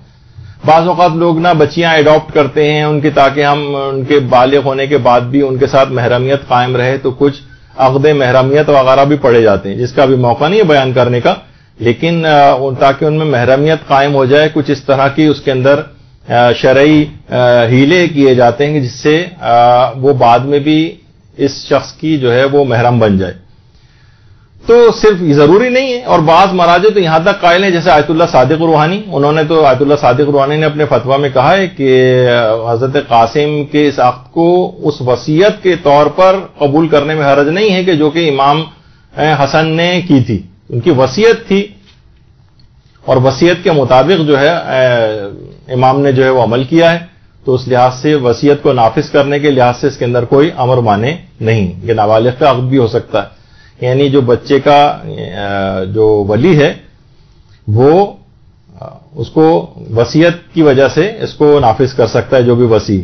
اچھا, کچھ لوگ اس میں ایک فقہی اشکال لے کر آتے ہیں کہ جواہر الکلام جو کتاب ہے ہماری اس کے اندر یہ چیز لکھی ہوئی ہے کہ کوئی جو وصی ہے وہ نابالغ جس کو وصیت کی گئی ہو وہ نابالغ کا عقد نہیں کر سکتا. مثلا امام حسین کو وصیت تھی تو امام حسین یعنی چلیں یہ تو ایک الگ سے فقہی مسئلے کے طور پر بھی ہے کہ اگر وصیت کر کے کوئی جائے تو وصی جو ہے نابالغ کا عقد نہیں کر سکتا ہے. تو اس پہ بھی علماء نے بات کہی اور کہا یہ بات اگرچہ اختلافی ہے لیکن وہ عقد آیت اللہ خوئی نے مستند عروۃ الوثقی کے اندر باقاعدہ اس محمد ابن مسلم اور ابو بصیر کی جو صحیح روایت ہے اس میں ثابت کیا ہے کہ وصی بھی جو ہے جس کو وصیت کر کے گیا ہوں وہ بھی نابالغ کا عقد کر سکتا ہے. اور امام کے پاس تو ولایت مطلقہ تھی. آج کل لوگ تو ظاہر ہے اس کے بھی قائل ہیں کہ بہت سے علماء کے نزدیک فقیہ کے پاس بھی ولایت مطلقہ ہوتی, کچھ کے نزدیک یہ ہے. تو امام کے پاس تو بدرجہ اولیٰ ولایت مطلقہ تھی. اور ہمارا یہ بھی نظریہ ہے کہ امام کے شہادت کے بعد یا دنیا سے پردہ فرما جانے کے بعد بھی ان کی ولایت ساقط نہیں ہوتی, یہ بھی علماء کا نظریہ ہے. تو اور پھر وصیت بھی کر کے گئے تھے, تو امام کے پاس تو الگ سے بھی اسپیشل قسم کی ولایت مطلقہ کے تحت اتھارٹی تھی کہ وہ نکاح کر سکتے. تو لہٰذا اور عام شخص کے لیے بھی جو وصی کے لحاظ سے اجازت ہے اور مراجع نے اجازت دی ہے تو پھر اس میں بھی ممکن ہے. اس لحاظ سے اس کی جو تفصیل ہے تحریر الوسیلہ میں امام خمینی نے بھی ان مسائل کے اوپر لکھا ہے کہ وسیع اور جو نابالغ کی تزویج کے احکام اور منہاج الصالحین وغیرہ جو کتابیں علماء کی اس میں بھی موجود ہے. اب علماء ایک اعتراض یہ پیش کیا جاتا ہے اور اس کو تھوڑا سا ڈراماٹائز بھی لوگ تھوڑا سا کر دیتے ہیں کہ اتنی مصیبت کے دن کوئی کیسے شادی کے متعلق سوچ سکتا ہے. اتنا مصیبت والا دن تھا عاشورہ، کہاں عاشورے کا روز، اتنی زیادہ شہادتیں، اس میں کہاں شادی، یہ کچھ سمجھ میں آنے والی بات نہیں. تو دیکھیں کچھ علماء تو جو اس بات کے قائل ہیں کہ امام کی وصیت پر عمل کرنا ضروری تھا، جیسے آیت اللہ صادق روحانی، تو اس لحاظ سے تو چاہے عاشورے کا روزہ کچھ ہو، وہ ایک واجب والا حکم تھا، اس کو پورا کیا گیا. اور ایک لائن کا عقد پڑھنے کے اندر تو کوئی ایسا وقت، لوگ کہتے ہیں اتنا وقت شادی میں لگ جاتا ہے، اس میں اتنا وقت ہی کہاں تھا امام کے پاس. تو ہماری طرح کی شادیاں تو نہیں ہوتی تھیں اس زمانے میں. تو معصومین کے گھرانے یا ان کی جو شادیاں اس کو اپنی شادیوں پر قیاس نہیں کرنا چاہیے. خاندان عصمت و طہارت کی شادیاں وہ بہت سادہ طریقے سے ہوتی تھیں. تو وہ علماء جو کہتے ہیں کہ یہ بات بہت بعید ہے اور خلاف عقل ہے کہ عاشور کے روز کیسے یہ ہوا ہوگا، تو آیت اللہ جو ہے ابو الحسن شیرانی، انہوں نے لکھا ہے کہ یہ بات کہنا کہ یہ بہت بعید ہے، یہ صحیح نہیں. وجہ اس کی ہے کہ ہم معصوم کی جو کاموں کی مصلحتیں ہیں اس سے ہم واقف نہیں. اور کچھ علماء نے مصلحت یہ بھی بتائی ہے کہ حضرت قاسم کے امام یہ چاہتے تھے کہ قاسم عقد کی فضیلت کو حاصل کر کے دنیا سے جائیں، کیونکہ بے شادی شدہ قدرت رکھتے ہوئے کسی بھی اعتبار سے انسان بے شادی شدہ جائے تو اس کی فضیلت ذرا کم ہے. تو اور علماء نے یہ بھی کہا کہ روایت کے اندر یہ بھی آیا کہ نیک شخص جو ہوگا وہ آخرت میں اپنی زوجہ صالحہ کے ساتھ ملحق کیا جائے گا، یعنی جنت میں وہی اس کی زوجہ بنے گی. تو امام حسین علیہ السلام اپنے بھائی امام حسن کے اس احسان کو کہ ان کے بیٹے نے اپنی جان امام حسین پر قربان کی، اپنی بیٹی سے جو اس وجہ سے تزویج کی کہ اس احسان کے احترام میں اس عمل کو امام نے انجام دیا. تو اس کی بہت سی مصلحتیں ہو سکتی ہیں، اور بہت سے میں نے ذاکرین وغیرہ سنا ہے. البتہ یہ کہ وہ کوئی عالموں کے لحاظ سے بات نہیں ہے، اور ممکن ہے اس میں نے اتنا غور بھی نہیں کیا کہ اس زمانے میں یہ ہوتا تھا کہ کوئی بے شادی شدہ یا کماری لڑکی ہوتی تھی اس کو کنیزی میں لیا جاتا تھا. تو امام نے بہت سارے اقدامات ایسے کیے تھے کہ بعد تک یہ تمام چیزیں نہ ہو پائیں، لیکن اس کا کوئی ویسا میرے پاس آتھینٹک یا میں نے اس پہ غور اتنا نہیں کیا، نہ کسی ابھی عالم سے پوچھا کہ اس میں کتنی صداقت ہے. لیکن بہرحال امام کے کاموں کی مصلحتوں سے امام خود واقف ہیں، اور ہم ان پہ یہ نہیں کہہ سکتے ایسا کیسے ممکن ہے کہ انہوں نے ایسا کیا ہو. اور پھر بہت سی روایتوں کے اندر لوگ کہتے ہیں کہ عروسی کا جوڑا لے کر آؤ، مثلا جیسے کہ ابھی آیت اللہ ذہنی تہرانی نے بھی لکھا ہے کہ کیا قاسم کے لیے نئے کپڑے موجود ہیں، تو انہوں نے کہا نہیں. کہا کہ اچھا بھائی حسن کی امانتوں والا صندوق لے کر آؤ، اور پھر امام حسن کا امامہ اور قبا نکال کے قاسم کو پہنائے تھے. تو لوگ یہ کہتے ہیں کہ بہرحال امام حسن یہ کیسے ممکن ہے کہ وہاں پر ہم لوگ یہ سمجھتے ہیں کہ شاید ہمارے طرح کے برانڈڈ شیروانیاں اور اس ٹائپ کی کوئی چیزوں کا اہتمام ہوگا. نہیں، امام حسن کا صندوق نکال کے ان میں سے اپنے والد کا ان کے جو لباس پہنایا، وہ روایت کے اندر اگر ہم اس روایت کو صحیح بھی مانے تو اچھا دیکھیے لوگ کہتے ہیں بھائی مرنے سے پہلے بھی شہید ہونے جا رہے ہیں، امام کو پتہ ہے شہید ہو جائیں گے، پھر نئے کپڑوں وغیرہ کا اہتمام کیوں کیا جا رہا ہے؟ تو باقاعدہ اعمالیہ شیخ طوسی کے اندر بھی ہے، مجلس نمبر 14 حدیث نمبر 41 میں، اور بہار الانوار کی 43ویں جلد کے اندر بھی علامہ مجلسی نے لکھا ہے کہ حضرت زہرا کی جب شہادت کا وقت آیا تھا تو انہوں نے اپنے لیے نئے لباس کو طلب کیا تھا. تو خاندان اہل بیت کے لیے تو موت شہد سے زیادہ شیریں ہے، اس کے لیے اگر نیا لباس بھی وہ طلب کریں تو کوئی ایسی بات نہیں ہے. یعنی ہمیں اپنے اوپر قیاس نہیں کرنا چاہیے کہ ہمارے ہاں تو صفحے عزا اور صفحے ماتم بچ جائے، اگر تھوڑا سا بھی کوئی بیمار ہو جائے اور انتقال کے قریب آ جائے تو اپنے اوپر قیاس کر کے ہم لوگ بعض اوقات اعتراض کر رہے ہوتے ہیں. اچھا کچھ نے کہا کہ بھئی اگر حضرت قاسم کی کوئی زوجہ ہوتی تو بات کی تفصیلات کیوں نہیں کہ وہ کہاں گئیں، کیا ہوا ان کے ساتھ. تو علماء یہ کہتے ہیں دیکھیں آئمہ کی جو کتنی ازواج تھیں اس کی بھی تفصیل لوگوں کو صحیح طور پر پتہ نہیں. خود حضرت شہربانوں کو تاریخ کے اندر نہیں پتا کہ وہ کہاں گئیں، کیا ہوا، اور آئمہ کی اولادیں کتنی تھیں، آئمہ کی اولادوں نے کن جگہوں پہ شادیاں کیں. خود امیر المومنین کے 18 بیٹے تھے، ان سب کی شادیاں کہاں کہاں ہوئیں، ان کی اولادیں کہاں ہیں، ان لوگوں کے قبور کہاں ہیں. خود آئمہ کی سسرالی جو ہوتے تھے ان کے متعلق تفصیلات نہیں ہیں.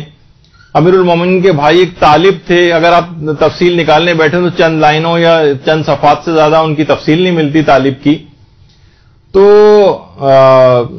اگر کسی کا تذکرہ نہ ملے بعد میں تو یہ کوئی آرگومنٹ نہیں ہے کہ ورنہ پتہ ہوتا کہ بھئی کون تھیں، کہاں گئیں. بہت ساری تفاصیل تاریخ کے اندر موجود نہیں، لیکن اس کا امکان موجود ہے، احتمال موجود ہے، تو لہٰذا اس وجہ سے اس کو علماء نے پڑھنے کی اجازت دی. اچھا، کچھ لوگ اس پہ بھی اعتراض کرتے ہیں کہ اگر آپ پوری روایتیں پڑھیں تو حضرت قاسم کا اپنی زوجہ سے ایک مکالمہ ہے، ایک مکالمہ، اور شوہر و بیوی میں جس طریقے سے بات ہوتی ہے تو انہوں نے کہا میں جانا چاہتا ہوں میدان جنگ میں، تو انہوں نے کہا کہ میں آپ کو شہید ہو گئے تو میں آپ کو میدان حشر میں کیسے پہچانوں گی، تلاش کروں گی. تو حضرت قاسم نے اپنے لباس کا ایک ٹکڑا پھاڑ کے ان کو دیا کہ تم اس کے ذریعے مجھ سے پہچان. تو لوگ کہتے ہیں کہ بھئی کیسے ممکن ہے کہ میدان کارزار کے اندر جا رہے ہوں اور شوہر و بیوی میں اس طرح کی باتیں ہو رہی ہوں. تو یہ دیکھیے ہم اپنے مطابق یہ چیز سوچ رہے ہیں. حضرت زہیر ابن قین جو امام کے صحابی تھے، یہ عاشور کے روز مذاق کر رہے تھے. کوئی کہے کہ بھئی یہ کیسے ممکن ہے، یہاں لاشوں پہ لاشیں گر رہی ہیں اور زہیر ابن قین مذاق کر رہے ہیں. بعض صحابہ نے اعتراض بھی کیا تھا امام کے ساتھیوں نے. تو زہیر نے کہا تھا تم کو پتا ہے کہ میں ایک سنجیدہ شخص ہوں، لیکن آج یعنی گویا جنت کو اپنی آنکھوں سے دیکھ رہا ہوں، تو اب میں اس خوشی میں جو ہے وہ مذاق کر رہے ہیں. بلکہ ایک جملہ ہے، اب اس پہ بھی ایسے افراد کو جو یہ اعتراض کرتے ہیں کہ انہوں نے شوہر و بیوی نے اس قسم کی بات آپس میں جو کر رہے تھے تو یہ تو موقع اس قسم کی باتوں کا نہیں تھا. تو زہیر کی ان بات کو کیا کہیں گے، جو کتاب لحوف کے اندر جو معتبر ترین مقاتل میں سے کہ انہوں نے کہا کہ زہیر نے کہ ادھر میرے گردن پر تلوار چلے گی اور ادھر میرا حور عین کے ساتھ معانقہ ہوگا. ثم نعانق الحور العین، یعنی ادھر میری گردن پر تلوار چلے گی، ادھر اب لوگ کوئی کہے کہ بھائی یہ کیا بات ہوئی، یہ کوئی موقع اس قسم کی باتیں کرنے کا ہے زہیر، یہ میدان کارزار ہیں، لاشوں پہ لاشیں جو ہے گر رہی ہیں اور اس میں جو ہے آپ اس قسم کی باتیں حوروں کا تذکرہ، ان سے معانقہ کا تذکرہ کر رہے ہیں. تو لحوف جو کہ آتھینٹک، تو اس قسم کے اعتراضات، ایسی بھونڈے قسم کے اعتراضات یہ جو ہے وہ نہیں کرنے چاہیے. پھر وہاب کلبی کی زوجہ کا اگر مکالمہ پڑھیں، امام کے پاس گئی تھیں اور کیا کیا ان سے باتیں ہوئی تھیں وہ بھی اگر بیان کرنے بیٹھے. تو بہرحال دیکھیے بہت ساری ایسی چیزیں کہ روایات کا مرسل ہونا یا اس کا سند نہ ہونا یہ اس کے جھوٹا ہونے کی دلیل نہیں. اس سے پہلے بھی بات آئی ہے.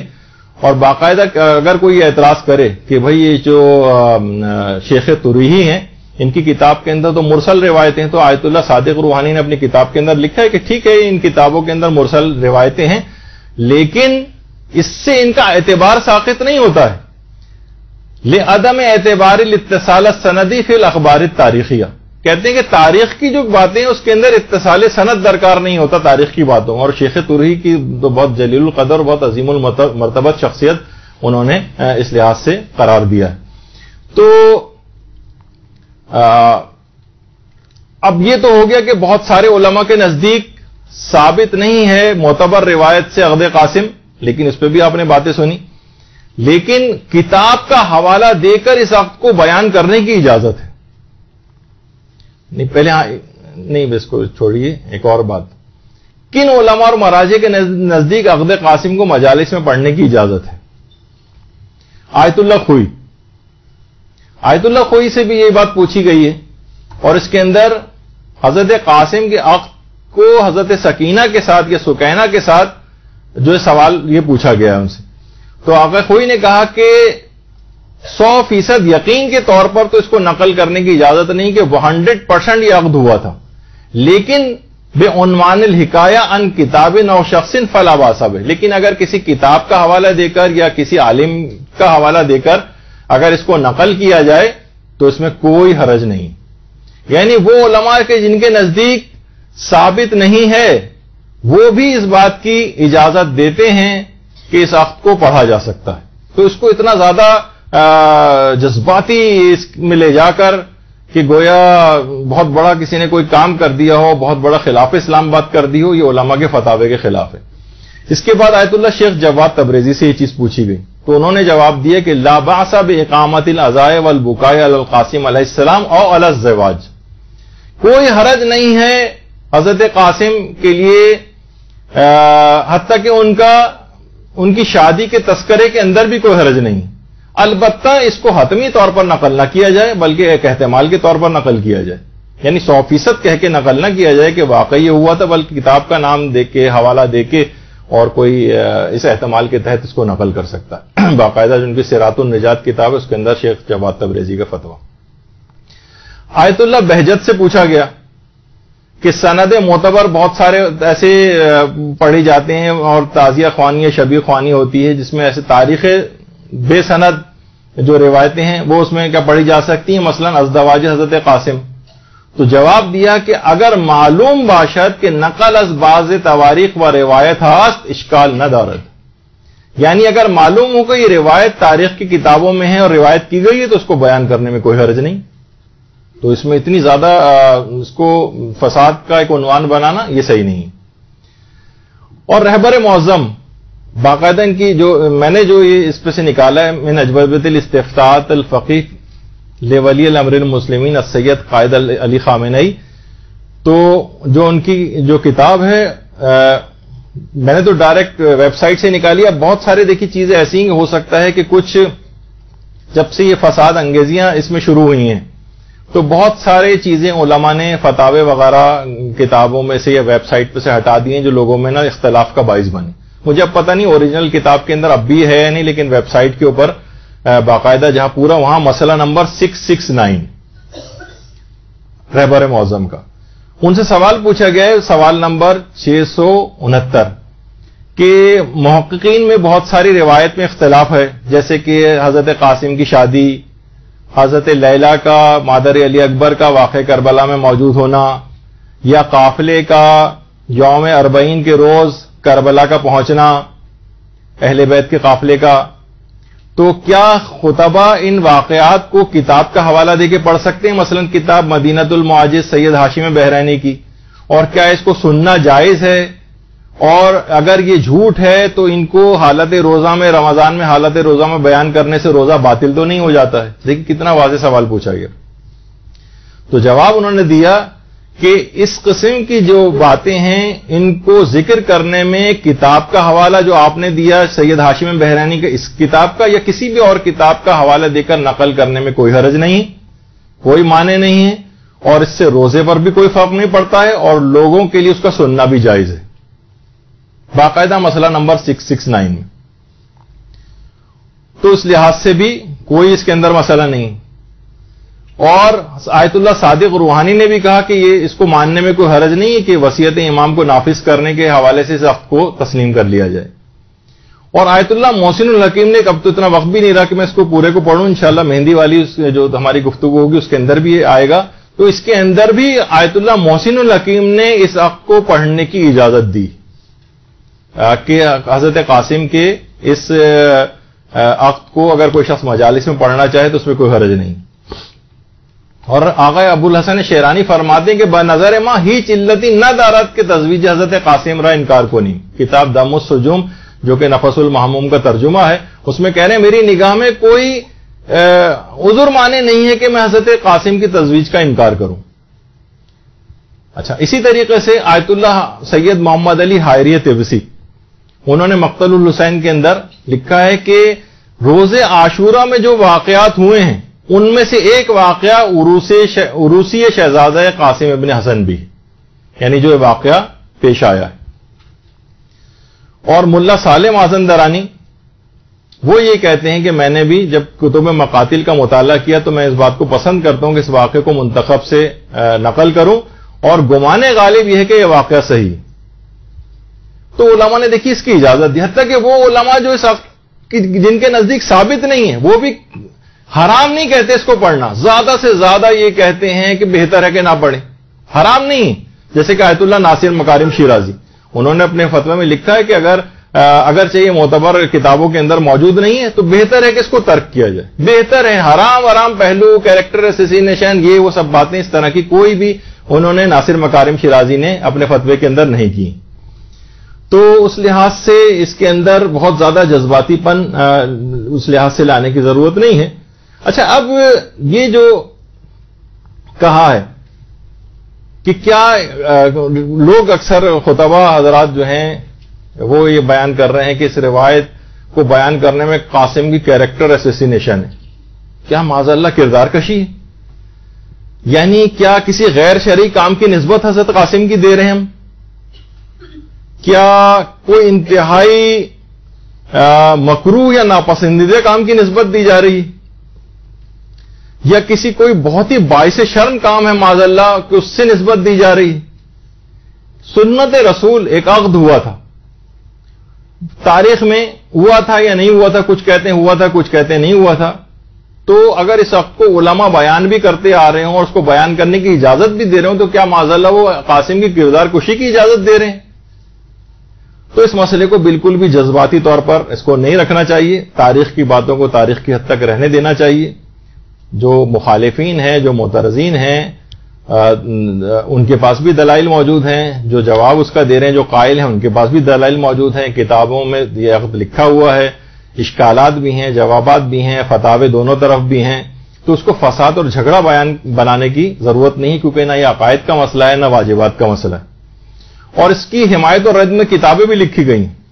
التقریر الحاسم لعرس القاسم، باقاعدہ اس کی رد میں کتاب لکھی گئی ہے. قول ثواب فی نفی عرس القاسم، اور اس کے علاوہ جو اس کی حمایت میں لکھی گئی ہیں کتابیں، البیان المبرہن فی عرس القاسم ابن حسن، اور آغا مرشی حائری جو شہرستانی کے نام سے مشہور تھے، انہوں نے کتاب لکھی الحجج القاطعہ فی اثبات وقوع عرس القاسم ابن حسن والرد علی التقریر الحاسم، یا دفع المغالطہ فی مسئلہ عرس القاسم ابن حسن بکربلا، دفع الخشوم فی جواز قرأت عرس القاسم المظلوم، رد علی التقریر الحاسم وغیرہ. کتنی اس طرح کی کتابیں ہیں. اور باقاعدہ آقا بزرگ طہرانی نے اپنی کتاب الذریعہ کے اندر 17ویں جلد کے اندر اور کچھ اور جلدوں کے اندر بھی ان تمام کتابیں جو عروسی قاسم کے لیے حق میں لکھی گئی ہیں وہ ان کے بھی نام نقل کیے ہیں، اور جو خلاف لکھی گئی ہیں ان کے بھی نام نقل کیے ہیں، اور جو حمایت میں لکھی گئی ہیں ان کے نام جو ہیں وہ زیادہ ہیں اگر 17ویں جلد میں اور جو جلدیں ہیں اس کے اندر بھی. تو اب کتنی دیکھیے کتابیں ایسی ہیں جس کے اندر بڑے بڑے علماء نے عروسی قاسم کو نقل کی. ہم اس کو کوئی ثابت نہیں کر رہے ہیں، لیکن ایک دوسرا پہلو پیش کر رہے ہیں کہ اس کو نزاع اور جھگڑا بنانے کی کوئی ضرورت نہیں. 27 کتابوں کے نام تو اتنا وقت بھی نہیں کہ ان کو پڑھتا بالکل ٹائم بالکل ختم ہو گیا. اس کے بعد آپ کا دوسرا لیکچر بھی ہے. تو اس میں کوئی اتنے بڑے بڑے علماء اس کو نقل کرتے آ رہے ہوں. اور اس میں آیت اللہ جواد تبریزی سے بھی یہ بات پوچھی گئی، انہوں نے اس کی اجازت دی ہے پڑھنے کی، البتہ یہ کہا ہے کہ 100% اس کو یقینی طور پر پیش نہ کیا جائے، ایک تاریخی عنوان سے جو ہے وہ پیش کیا جا سکتا ہے. اور انہوں نے ایک اور بھی اچھی بات لکھی ہے کہ کیا آپ کے پاس کتنے ایسی چیزیں جو بالکل 100% واقعات ہیں، یقینی باتیں، وہ آپ پیش کریں. تو دونوں کے لحاظ سے باتیں ہیں اس کے اندر کہ اس کو انہوں نے اجازت بھی دی ہے پڑھنے کی، اور یہ کہا ہے کہ بہرحال جو یقینی باتیں ہیں، جو شبہات ہیں لوگوں کے، وہ بھی دور کرنے چاہیے. تو یقینی باتیں زیادہ پیش کریں بنسبت یہ کہ انسان مشکوک باتیں یا اس طرح کی باتوں کو جو ہے وہ پیش کرے. تو دونوں افراد کے لحاظ سے بات ہے کہ جب اتنا زیادہ سیریس مسئلہ ہے نہیں اور علماء نے بیان کرنے کی اجازت دی ہے، تو کوئی بیان کر رہا ہے تو اس میں جھگڑے اور فساد کی اور کیریکٹر اسیسینیشن اس طرح کی باتیں یہ نہیں کرنی چاہیے. اچھا ایک بات بس آخری، اور دیکھیے ایران میں اس موضوع پہ بہت کام ہو رہا ہے کہ جو واقعات کربلا کی جو روایات ہیں مقاتل کی، یہ اتنی زیادہ پیچیدہ گنجلک اور اختلاف والی ہیں کہ آغا سید محمد یزدی نجفی، ان کا ایک پورا ادارہ ہے جو اس کے اوپر انہوں نے بہت زیادہ کام کیا ہے واقعات کربلا کی جو روایات ہیں. اس میں انہوں نے کہا کہ بہت بہتر ہوگا اور ایک پروپوزل دیا ہے کہ روایات مقتل کی درجہ بندی کرنی چاہیے روایات کی.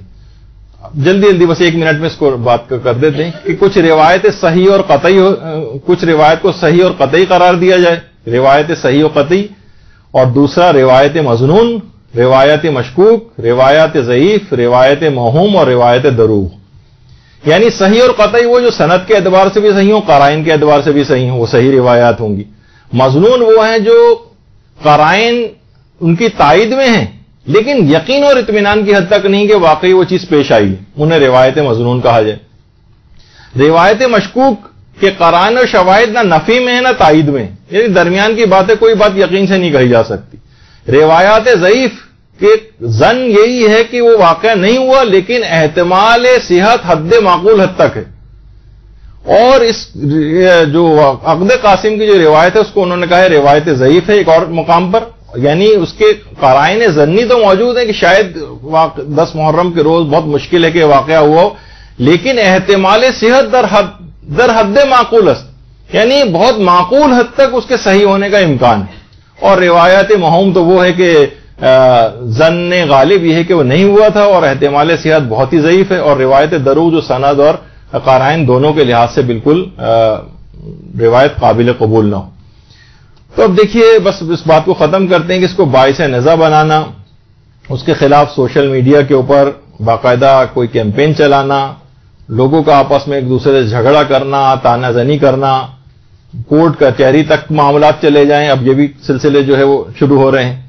تو اختلافی روایات کو بیان کرنا، جس میں اختلاف ہے تاریخ میں، وہ بیان کرنا، یعنی اگر کوئی دوسرا پہلو بیان کر رہا ہو تو، اور ایک چیز مشہور ہو چکی ہو، رائج ہو لوگوں کے اندر، اور صرف ایک ہی نظریے کو امپوز کر دینا کہ جو دوسری بات کر رہا ہے بالکل حرام اور گناہ کبیرہ اور کردار کشی کر رہا ہے، تو یہ بالکل بھی مناسب نہیں، اس سے قوم میں انتشار ہوگا.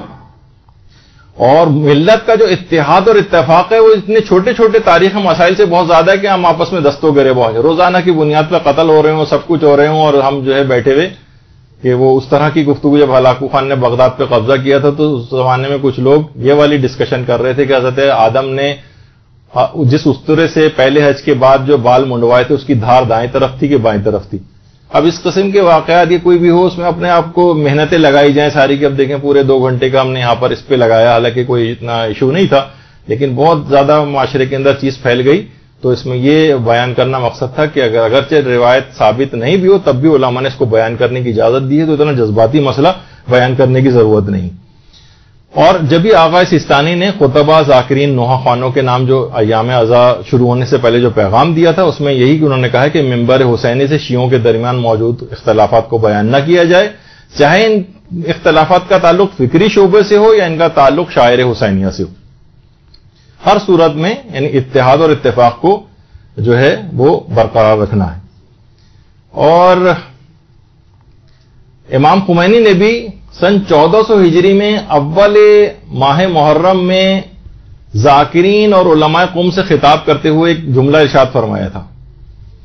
وہ یہ تھا، کیا فرمایا کہ واعظین اور ذاکرین اور علماء قوم سے کہ شہید کربلا نے ہمیں متحد کیا ہے، اسی عزاداری نے ہمیں اتحاد کی دولت سے نوازا ہے.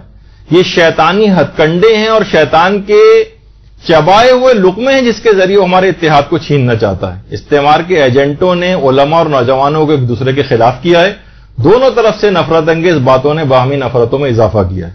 تو جب بھی اس قسم کے جھگڑے آتے ہیں اور لوگ ایک دوسرے سے بحث و مباحثہ کرتے ہیں تو ہمیشہ دیکھنے میں آتا ہے کہ اختلاف، جھگڑے، ایک دوسرے کو برا بھلا کہنا، پھر علماء کو برا بھلا کہنا، یہ سب اس کے اندر شامل ہو جاتا ہے. تو یہ تاریخی واقعہ جو کہ اختلافی تاریخی واقعہ ہے، اس کے اندر اتنا زیادہ اس کو جذباتی پن اس کے اندر لے آنا کہ لوگ ایک دوسرے کے خلاف ہو جائیں، ایک دوسرے کے خلاف مقدمے بازی تک کے اندر نوبت پیش آ جائے، تو ایک لحاظ سے اس میں یہ کہا جائے گا کہ شیطان کے چبائے ہوئے لقمے ہیں جس سے وہ ہمارے اتحاد کو چھیننا چاہتا ہے. اتحاد بہت زیادہ ضروری ہے قوم میں، چھوٹے موٹے مسئلوں کے اندر جذباتی لحاظ سے اس میں نہیں آنا چاہیے. اور آپ لوگوں کا آخر میں بس یہی والی نصیحت دوبارہ کہ کوئی بھی اختلافی بات یا جو معاشرے کے اندر آپ کا کوئی نظریہ ہو، آپ کی کوئی تحقیق ہو، تو ضروری نہیں کہ آپ 100% اس کو لوگوں پہ امپوز کریں. بہت ہوا تو اپنا صرف کچھ علماء یہ کہتے ہیں کہ اس طرح سے، کچھ علماء کہتے ہیں اس طرح سے، اور اپنی بات آپ بہت اس طرح سے بھی پیش کی جا سکتی کہ معاشرے کے اندر کوئی فساد اور جھگڑا نہ ہو. لیکن جب آپ اس طرح کی باتیں کریں گے کہ کردار کشی ہو رہی ہے اور ایک دین اسلام منہدم ہوا جا رہا ہے، اس وقت کو بیان کرنے سے تو ایسا کوئی مسئلہ نہیں، علماء نے اجازت دی. اب صرف ایک مسئلہ رہ گیا ہے کہ ابھی ہم نے کہا تھا کہ عقد قاسم بیان کرنا بالکل الگ چیز ہے، اور مہندی کیوں نکالتے ہیں؟ یہ تو ایک گویا ایک لحاظ سے ایک ہندوانی رسم ہے جیسے کہ عام طور پہ کہا جاتا ہے. اس پہ علماء کیا کہتے ہیں، نظریات کیا ہیں، اس سے ملحقہ جتنی اور رسومات عزاداری ہیں، اس پہ انشاءاللہ ہماری اگلی گفتگو ہوگی. وصلی اللہ علی محمد وآلہ